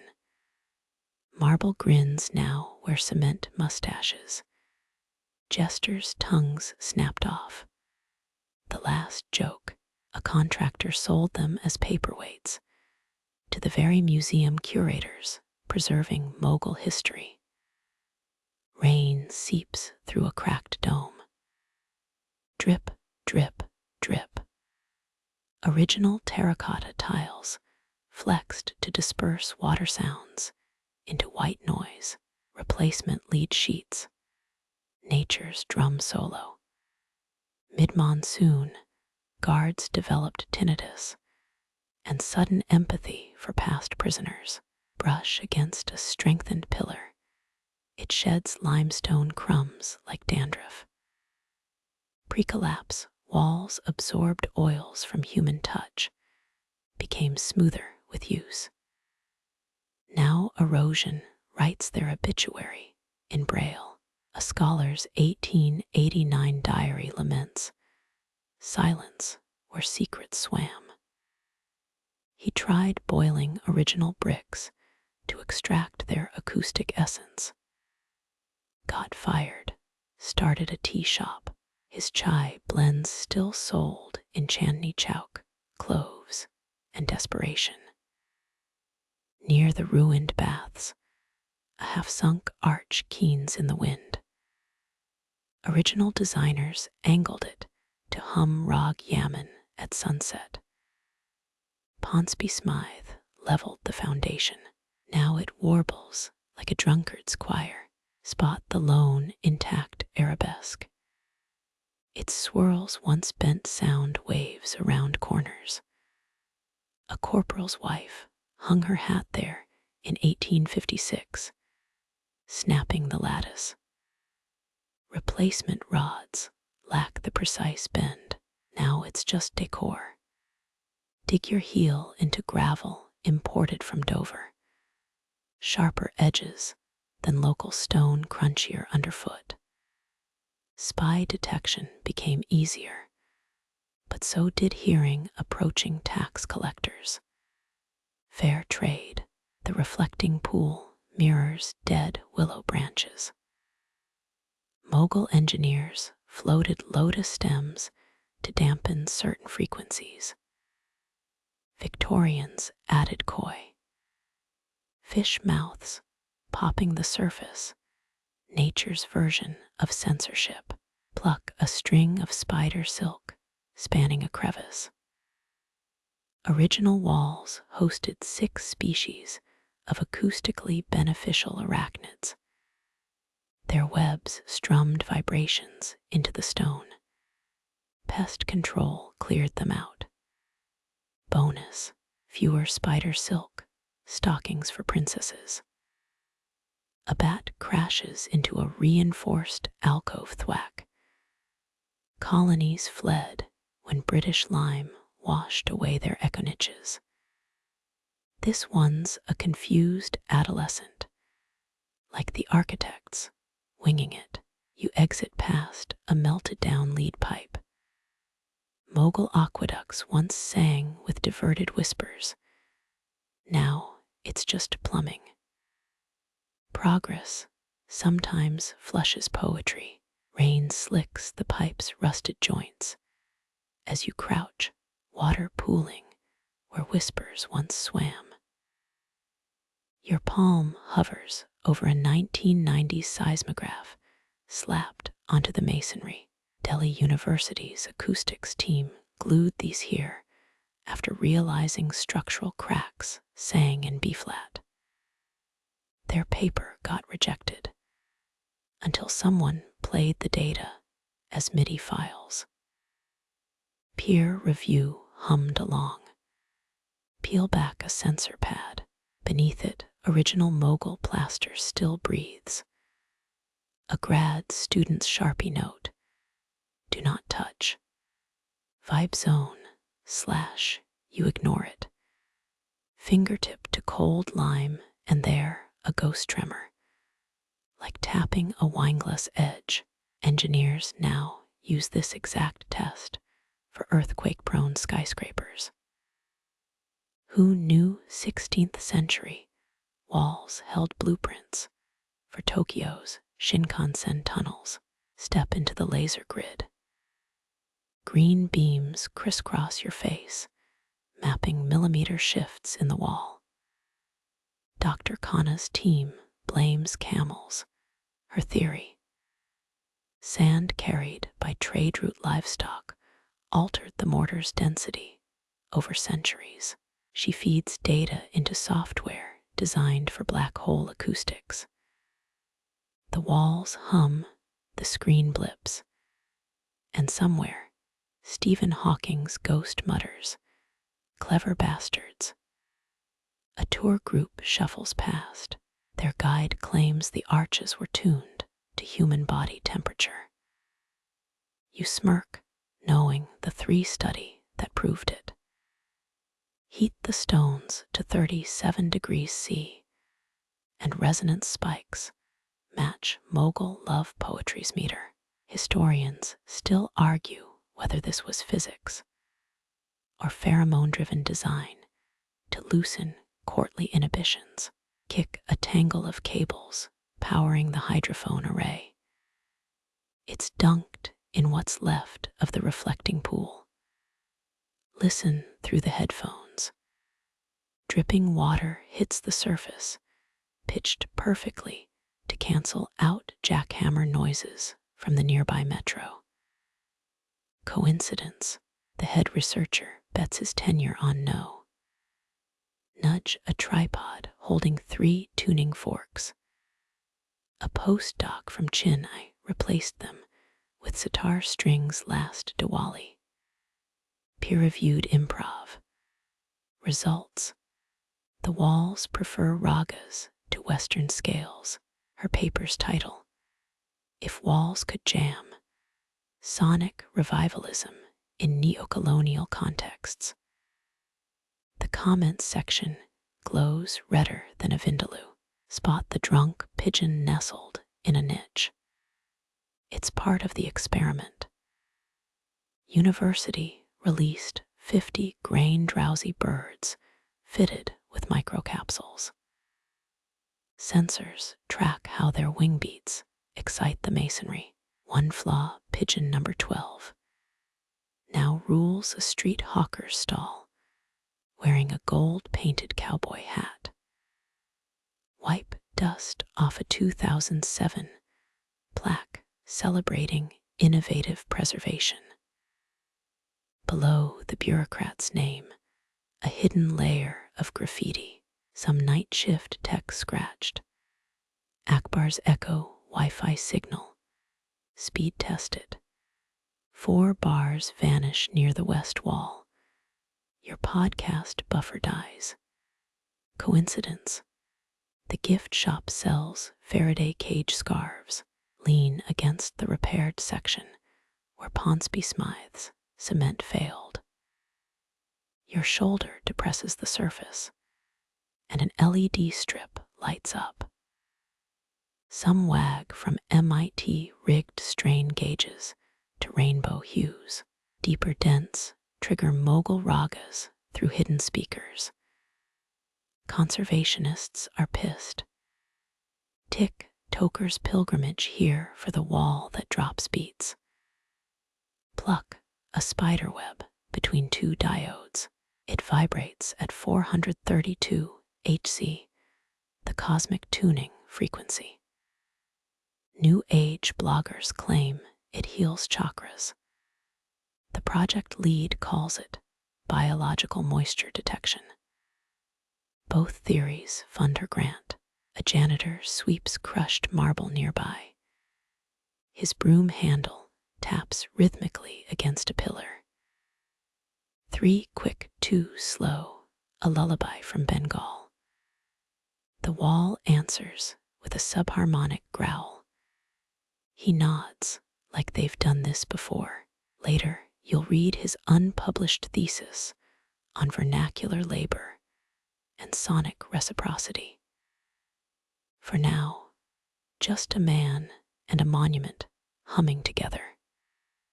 Squint at the high-rise wall scan projected after hours.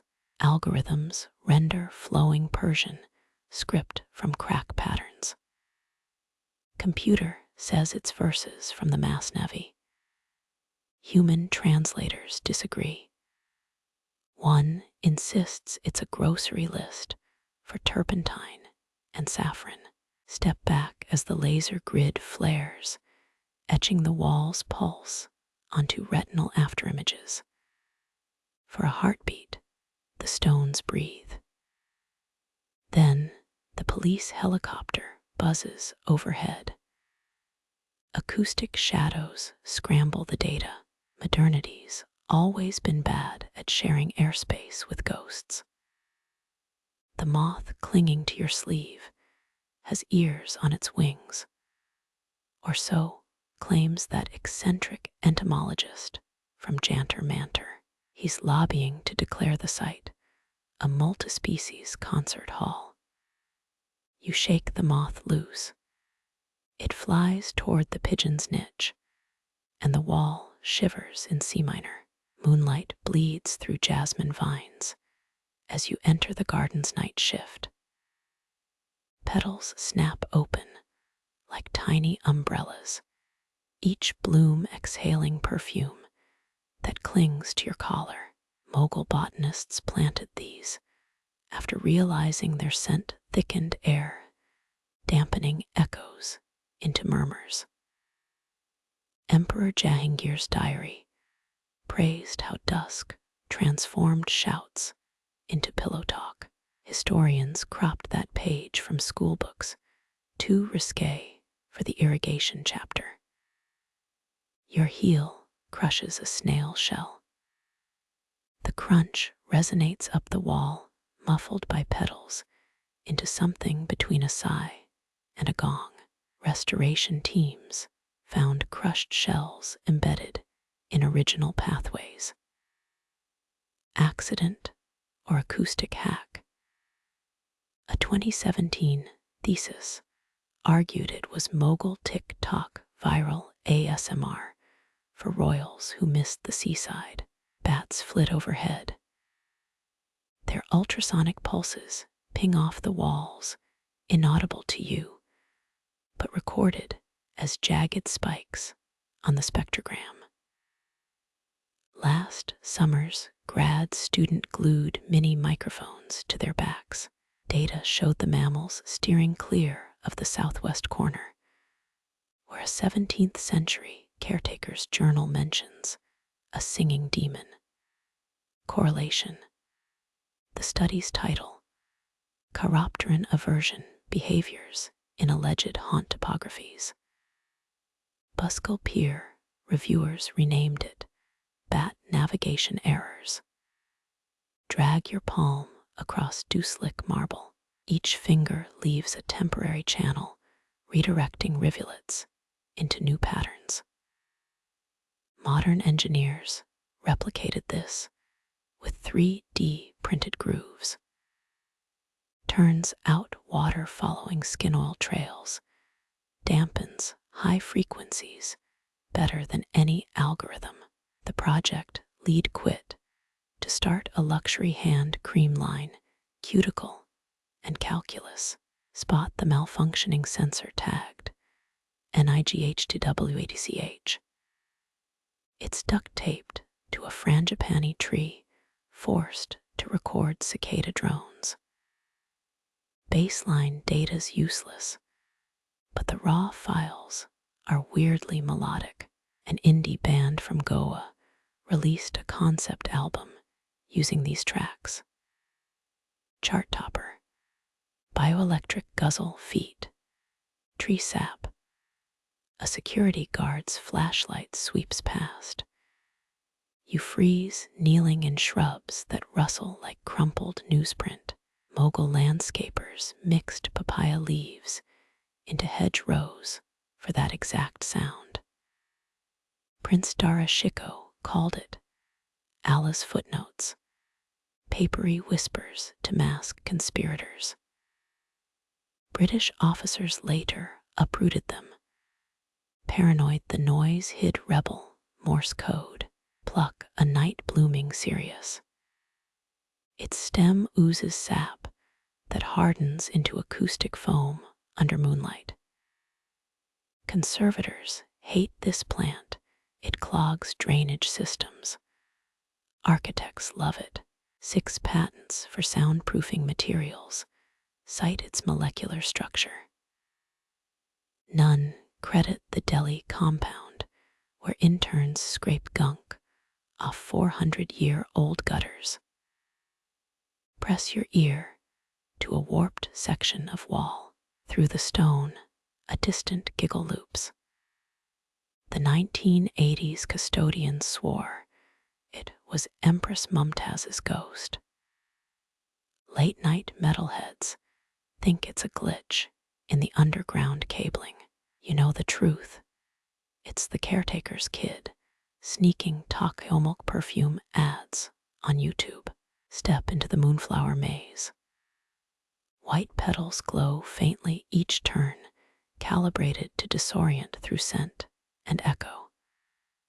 Agra researchers mapped its DNA, found genes from 3 extinct species. Ethical nightmare. Absolutely. UNESCO's still debating if it counts as living heritage or botanical piracy. Historians still argue whether the original hybrids were Kew Gardens thefts or diplomatic gifts. A frog plops into the central pool, ripple patterns spread, then freeze mid-expansion. Not magic, a thin hydrogel film added to protect 16th century masonry from splashes. Acoustic side effect. Water now holds shapes for 9 seconds long enough to trap whispers. TikTok tutorials teach visitors how to float secrets like paper boats. Your phone buzzes, a notification shattering the soundscape. Even on silent, its processor emits a 14K HC whine. The walls reflect it back as mangled distortion, like a robot clearing its throat. Renaissance Miniatures quarterly calls this the first AI burp recorded in Mughal architecture.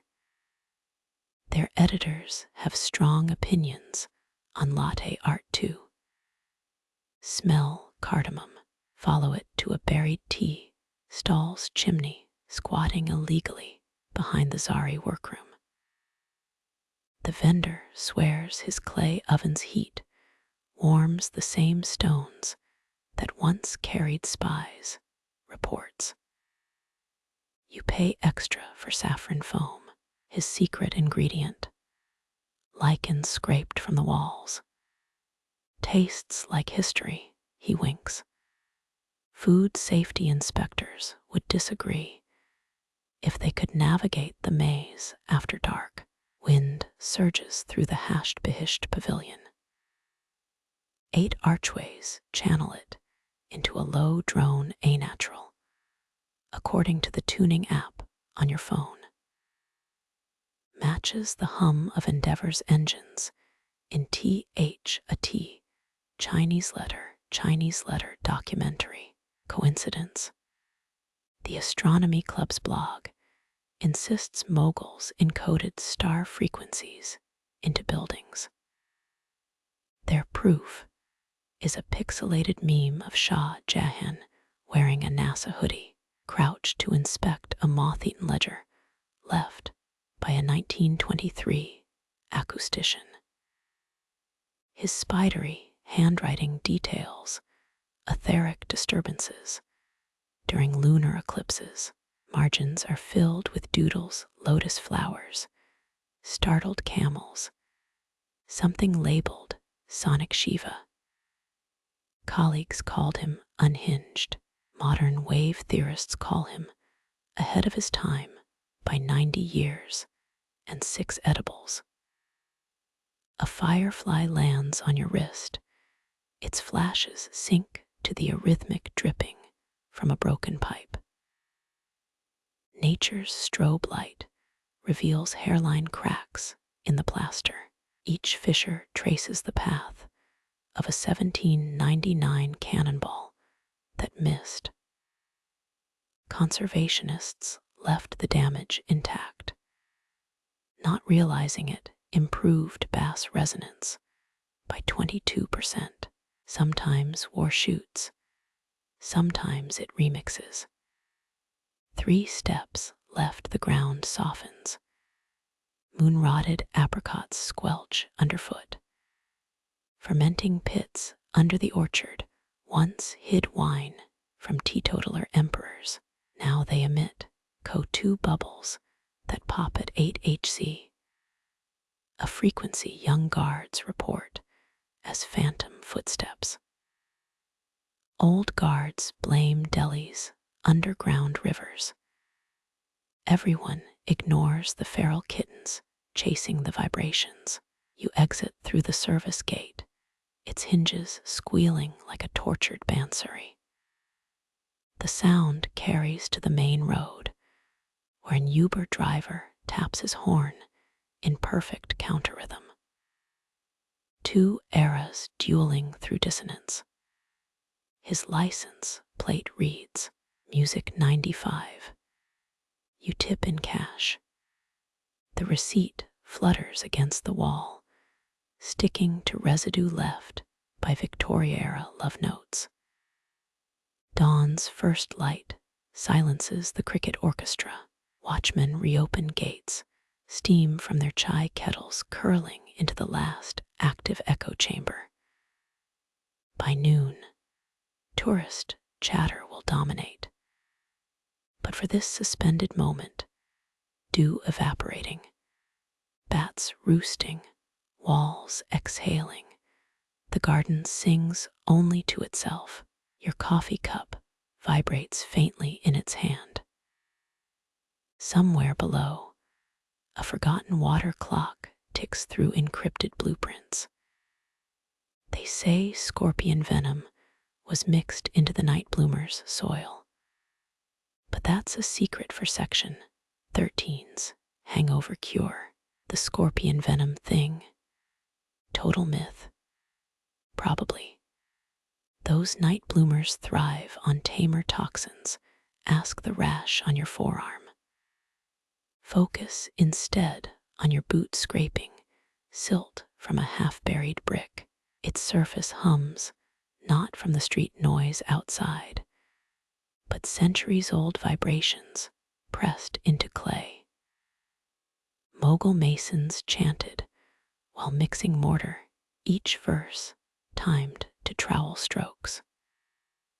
Court records confirm this.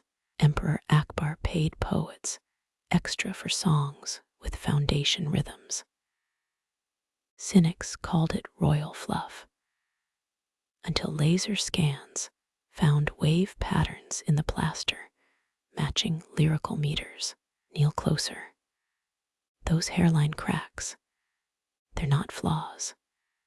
X-rays reveal iron filaments webbed through the masonry, salvaged from battlefield scrap. Archaeologists debate whether they're structural or symbolic. A 2021 dig turned up a laborer's diary page. Today, I set Aurangzeb's dagger into the east wall. Let it rust with the rains. The British Museum displays it as spiritual symbolism. Punjabi metal bands use it as an album cover. Dig a thumbnail into the mortar. It flakes sweet honey and crushed lotus pollen bind these stones. Preservationists tried replicating it last monsoon. Their version attracted a beehive, then an annoyed bear. The CCTV footage went viral with baby shark overdubs. Now press your water bottle to the wall. The vibration blurs into a nasal folk tune about monsoon floods. Acoustic engineers swear it's pareidolia, your brain forcing order on random noise. Retired masons from Jodhpur disagree. They'll hum 8 bars of Raga Hindal and watch your device's spectrogram spike identically to 1623 bricks. Coincidence? A PhD thesis argues it's oral tradition encoded into mineral memory. The peer reviews include a GIF of a shrugging wombat. Spot the repair patch near the base, concrete slapped over original masonry. Touch it during Friday prayers. The modern layer stays mute, while the Mughal sections thrum with distant Sufi hymns. Construction crews now add Bluetooth speakers behind such fixes. Heritage laws don't specify whether wireless tech voids authenticity. An app lets you choose between 16th century ambience or lo-fi Quran beats. That mossy trough, not a watering hole. Masons soaked their hands here before laying bricks, almond oil, and rosewater preventing lime burns. Modern restorers use the same mix, plus SPF 50. Someone left a tub of quick-dry putty pro beside it last week.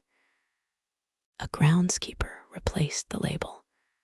Emergency guzzle cream. Chip off a mortar fleck. Under UV light, it glows faintly green. Lab tests found traces of fermented barley, likely from a worker's spilled dinner. Calculations suggest 300,000 such flaws across the complex. Combined, they absorb street noise below 100 Hz. The lead researcher quit to design yoga studios for corgis. Find the brick stamped with a handprint, palm smaller than yours. Gender historians call it proof of female masons. Traditionalists argue it's a child's prank. Both sides ignore the carbon-dated chapati crumbs fused to the thumb. Wind whistles through a deliberate gap in the voussoir. Cover one ear, the sound becomes a woman's laughter. Unnervingly crisp. Architects insist it's flutter echo. Ghost tours swear it's Mumtaz Mahal, requesting a foot rub. You're betting on a stray collared dove. Until you spot the Resonator app running on a tourist's phone. Peel back ivy to expose a brick doodle. 2 elephants dancing under a crescent moon.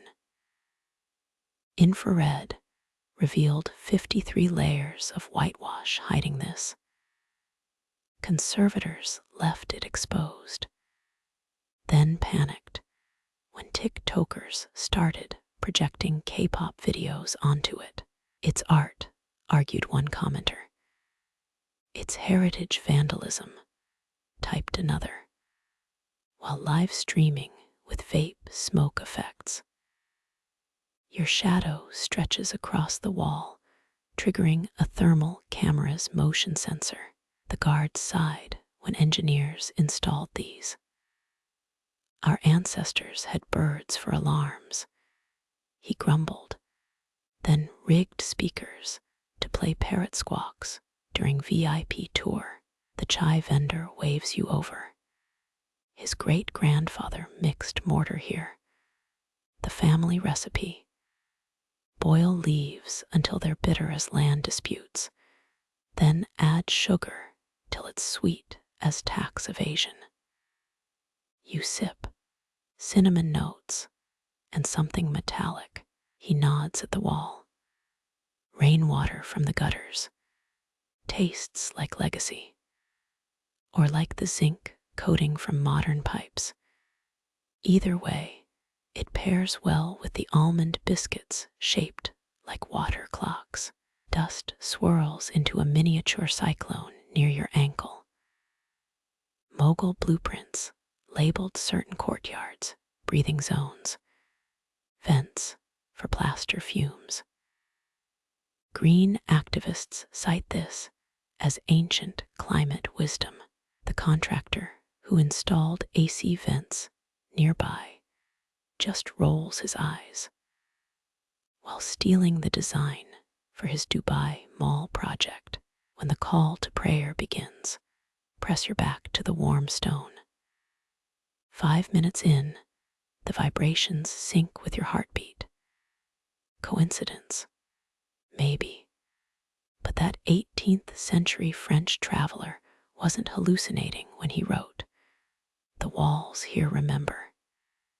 His manuscript was dismissed as opium prose until someone noticed the dried poppy sap staining the margins. You exit the tomb's shadow, stepping into a metro station, echoing with tinny pop songs. Neon ads reflect off marble cloned from Mughal quarries, right down to the fossilized snail shells. Urban planners swear the resemblance is accidental. Then, why does the draft through the turnstiles carry snatches of Ragamayan Kaimalhar? A subway musician's sitar falters each time the wind shifts, his strings trembling in unnatural harmony. That glass monolith ahead, its double-skin facade, copies the Mughal breathing wall design minus the resonance chambers. Architects added them in 2016 to cut energy costs. Unintended side effect: conversations on the 40th floor terrace swirl down to street vendors. Last month, a CEO's stock tip reached a chaiwala who invested his daughter's dowry savings. He's now building a summer house in Gulmarg. Historians shrug. This literal trickle-down economics mirrors how nobles overheard farmers' crop predictions, crouch beside a storm drain. The great's pattern matches the jolly screens at Humayun's tomb. Stormwater engineers copied it for aesthetic cohesion. They didn't anticipate the side effect: bus exhaust harmonics filtering into subway tunnels. Early commuters report hearing faint tabla rhythms underground. The Transport Authority blames vibration-induced pareidolia. A viral Reddit thread argues it's proof of ley lines. Count the ventilation slits on the skyscraper, 37 per floor, each angled within 0.05 degrees of Agra's historic wind corridors. Blueprints cite passive cooling. An acoustic researcher's thesis claims it's deliberate sonic engineering. Her proof: scream into a third-floor vent at 3 p.m. The building hums back a perfect C-sharp. Construction logs show the foreman ordered that Mughal math for window spacing. He retired to open a numerology-themed cocktail bar, peel the sticker off a parking meter. Beneath it, graffiti of dancing cranes, mirroring a 1638 manuscript's margin art. The artist claims they've never visited a museum, just doodling what the walls whisper, they told the arresting officer.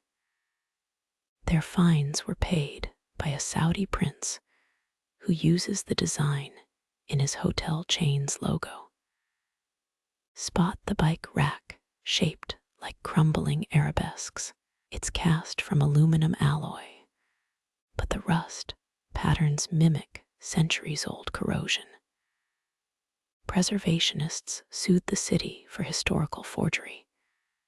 The defense: weathering algorithms don't infringe copyright. A judge ruled it no different than sampling a jazz standard. Both sides missed the honeybee hive inside the hollow metal. Workers' notes confirm they followed a 400-year-old mortar recipe, including the lotus pollen, that police siren warping into a wolf howl. Blame: the insurance tower's parabolic curves. Its concave walls refract sound like Delhi's old observatory. Cops switched to a lower pitch, only to discover ambulance sirens now trigger car alarms citywide. The solution: a startup sells acoustic white noise subscriptions to hospitals. Their mascot's a cartoon parrot in a hard hat nodding to that guard who rigged the bird alarm system. Tilt your head at the crosswalk's hum. Solar panels line the overpass, but their resonance amplifies the power grid's 60 Hz drone into something eerily melodic. An immigrant street sweeper recognized it first, the same harmonic her grandmother sang while weaving carpets in Herat. She's now collaborating with a sound artist on a grant-funded project. Traditionalists call it cultural appropriation. The mayor calls it good press during election years. Buy a pretzel from a cart vibrating faintly. The vendor doesn't notice HIS Chinese letter, Chinese letter, Chinese letter, Chinese letter, Chinese letter, Chinese letter, Chinese letter, Chinese letter, Chinese letter, Chinese letter, Chinese letter, Chinese letter, Chinese letter, Chinese letter, Chinese letter, Chinese letter. Engineers swear it's coincidental structural resonance. Then, why do sesame seeds align into Devanagari script when the stock market dips? A quant trader resigned to study bread-based predictive models. His Substack has 7 followers, and one threatening letter from a hedge fund lurk outside the jazz club's fire exit. Saxophone notes bend around the steel beams, morphing into something suspiciously like a Shah wedding melody. The bartender says musicians keep quitting. They can't shake the feeling there, covering someone else's song. A leaked acoustics report suggests bass frequencies resonate with a demolished Sufi shrine's foundation, stones repurposed for the building's aggregate. Developers offered free noise-canceling headphones to tenants. The note: output truncated to meet single response limits. Final script continues in same pattern within 502,000 words. You unspool your sleeping bag on a patch of reclaimed marble, once the summer bedroom of Emperor Shah Jahan's chief architect. The tour pamphlet claims it's a replica. Your elbow knocks a ventilation duct hidden behind faux 16th century latticework. Cold air hisses out, carrying a 3-note melody that wasn't in the HVAC specs. Hotel staff swear they've never piped in music, but lie flat on the floor, palms pressed to stones salvaged from Shah Jahanabad's ruins. The vibrations arrive at 2:17 a.m., sharp, a lullaby in Raga Darbari that once put fussy princelings to sleep. An electrician's report mentions harmonic feedback from outdated wiring. His supervisor scribbled a note in the margin. Sounds like my nanny's voice from Lahore, that faint buzzing under your pillow. Not your phone, it's the residual hum from iron ore veins in the sandstone. Mughal builders chose these quarries specifically. The iron content reinforces structural integrity and supposedly harmonizes with human blood's magnetic field. A 1983 sleep study found guests here average 7 minutes faster to REM cycles. The lab mice exposed to recorded wall vibrations started nesting with Persian manuscript scraps. Coincidence or proof of Mughal neuroarchitecture? Peel back the ombre-dyed linen. The mattress floats on a platform of salvaged teak beams, original supports from a harem's moon-viewing pavilion.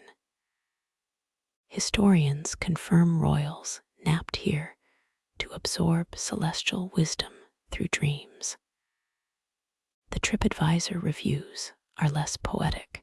Best sleep ever, but kept dreaming about elephant tax audits. Turn the AC to palace mode. Compressors throttle back as the system mimics monsoon season humidity. Your breath sinks to the rhythm of concealed drip irrigation pipes. Still, using 400-year-old terracotta capillaries, unearthed during the hotel's construction. Notice the USB port disguised as a jade inlay. Plug in your phone. The charging sound warps into a gorilla ringtone. It's noodling something suspiciously like Raga Bhairavi. A night manager admits guests keep shazamming the outlets. The top result: a 1603 court musician's lost composition, recently recorded by a Montreal noise rock band. Their drummer swears he's never heard of the Mughals, just vibed with the room. The minibar's crystal glasses tremble, not from subway trains below, but a bass line threading through the foundations. Renovators hit an aquifer while digging the pool. Geologists mapped it as a dead-end fissure. Hydrologists disagree. The water table echoes Delhi's ancient Yamuna river course. Drink the mineral water provided. It's filtered through the same sedimentary layers. Connoisseurs claim it tastes like monsoon rain on first-gen Taj Mahal scaffolding. You just think it's fizzy. Flip the light switch. The chandelier dims, but the shadow pattern stays identical. It's projected by a backup system. Oil lamps in Mughal-era wall niches, retrofitted with LED bulbs. Architects call it adaptive preservation. Electricians call it a fire hazard with identity issues. Blink twice. The afterimage forms a braille-like code, a 17th century poet's recipe for dream-inducing opium doses. Grab the emergency flashlight clipped to the headboard. Its beam catches mica flecks in the plaster, scattered like stars across the ceiling. An intern's thesis argues it mirrors Jahangir's zodiac chart from 1620. The hotel's Instagram tags it celestial grills. Quiet now, except for the subsonic thrum of a 21st century elevator shaft conducting 16th century love poetry through its steel bones. Historic records confirm royals soaked their sheets in rosewater and agarwood. Housekeeping uses a derivative scent called Ode to Dynasty. You're 90% sure it's just Febres, until a sneeze sends echoes skittering up the walls like startled pigeons. A maid whispers that the third-floor linen closet spontaneously starts drying marigold garlands every Thursday. Management blames a rogue smart humidifier. The blackout curtains weigh 19 pounds, exact replicas of famine-era grain sacks, repurposed as drapery in 1659. Touch the embroidered edge. Those aren't decorative vines. Their ship manifests from Surat's bustling ports. A historian found 6 previously unknown merchant names in the stitchwork. Her paper won awards, and a cease and desist from the textile union. Cocoon yourself in the weighted blanket filled with sand from the hotel's authenticity berm. When night crews replaster walls, they sweep up debris and seal it in souvenir husks. A micronutrient analysis matched the silica to Akbar's glass-making furnaces.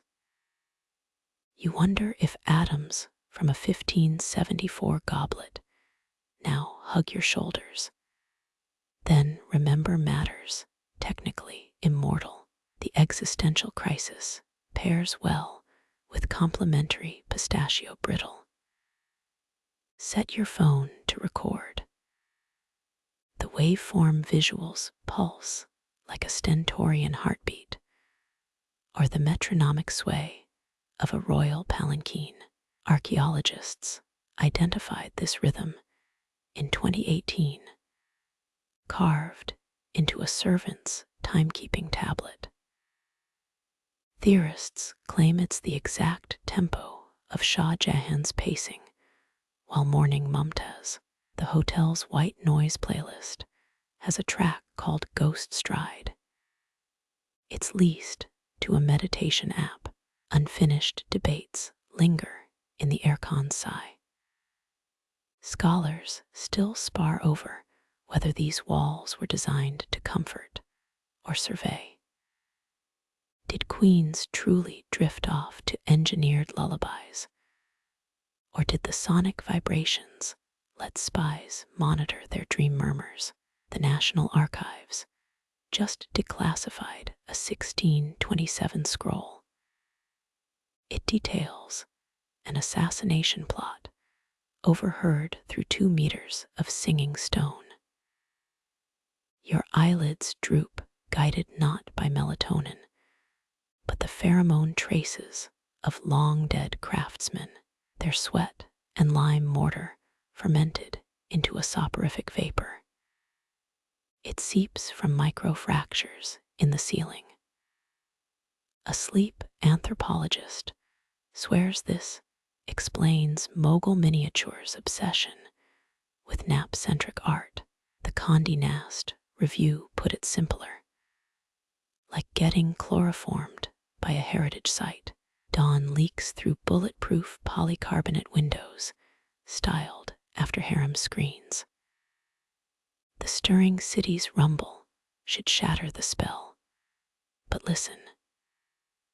Car horns bend around the building's curves, morphing into the opening notes of a forgotten dawn prayer. Security guards find guests sleepwalking towards the rooftop garden, humming along. The employee handbook prohibits discussing it. So does the confidentiality waiver you clicked at check-in. You surrender to the oldest lullaby, stone breathing beneath you, humming a king's name in a language even Google Translate can't parse.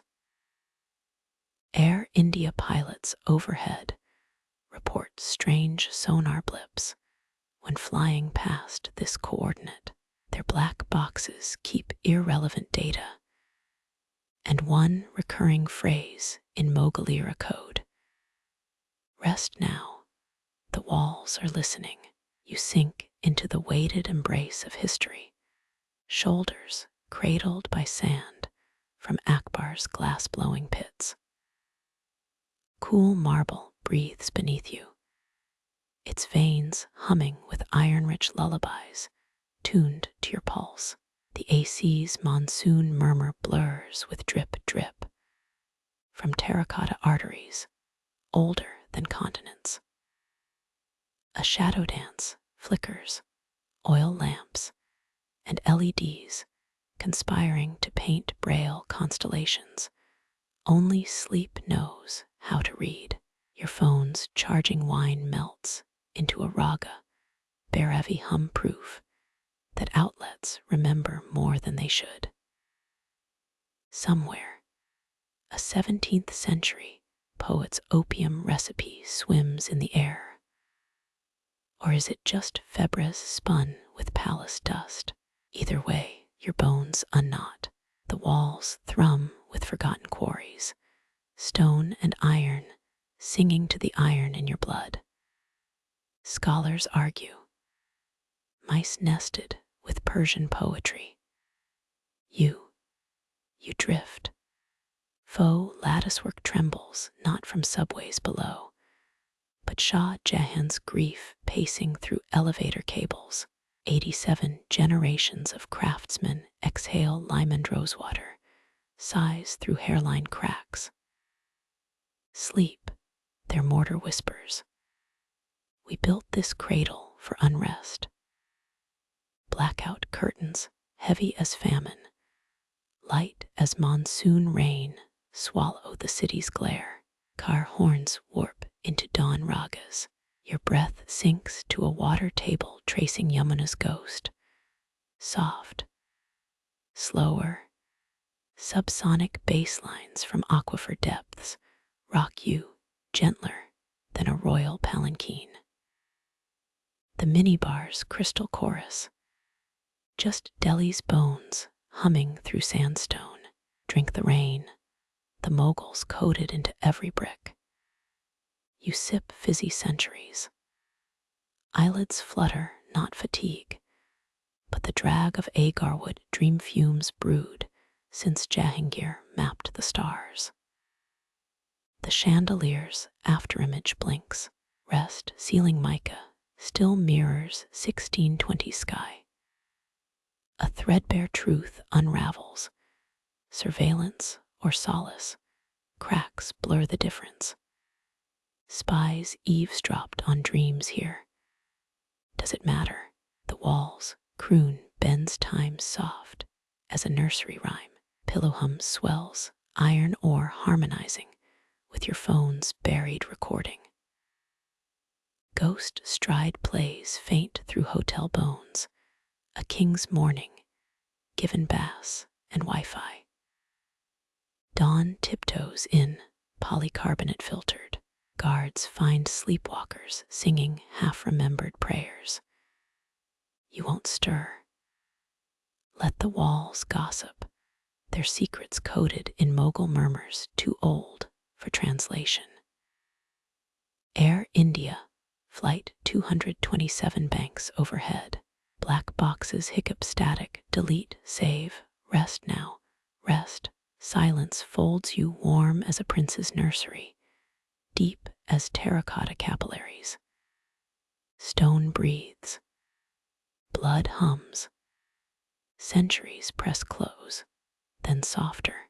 The last flicker, lead stars winking out, leaves only Lahore's lullaby, smuggled through vents in the architect's final blueprint. Sleep. The walls are listening. The walls are kind.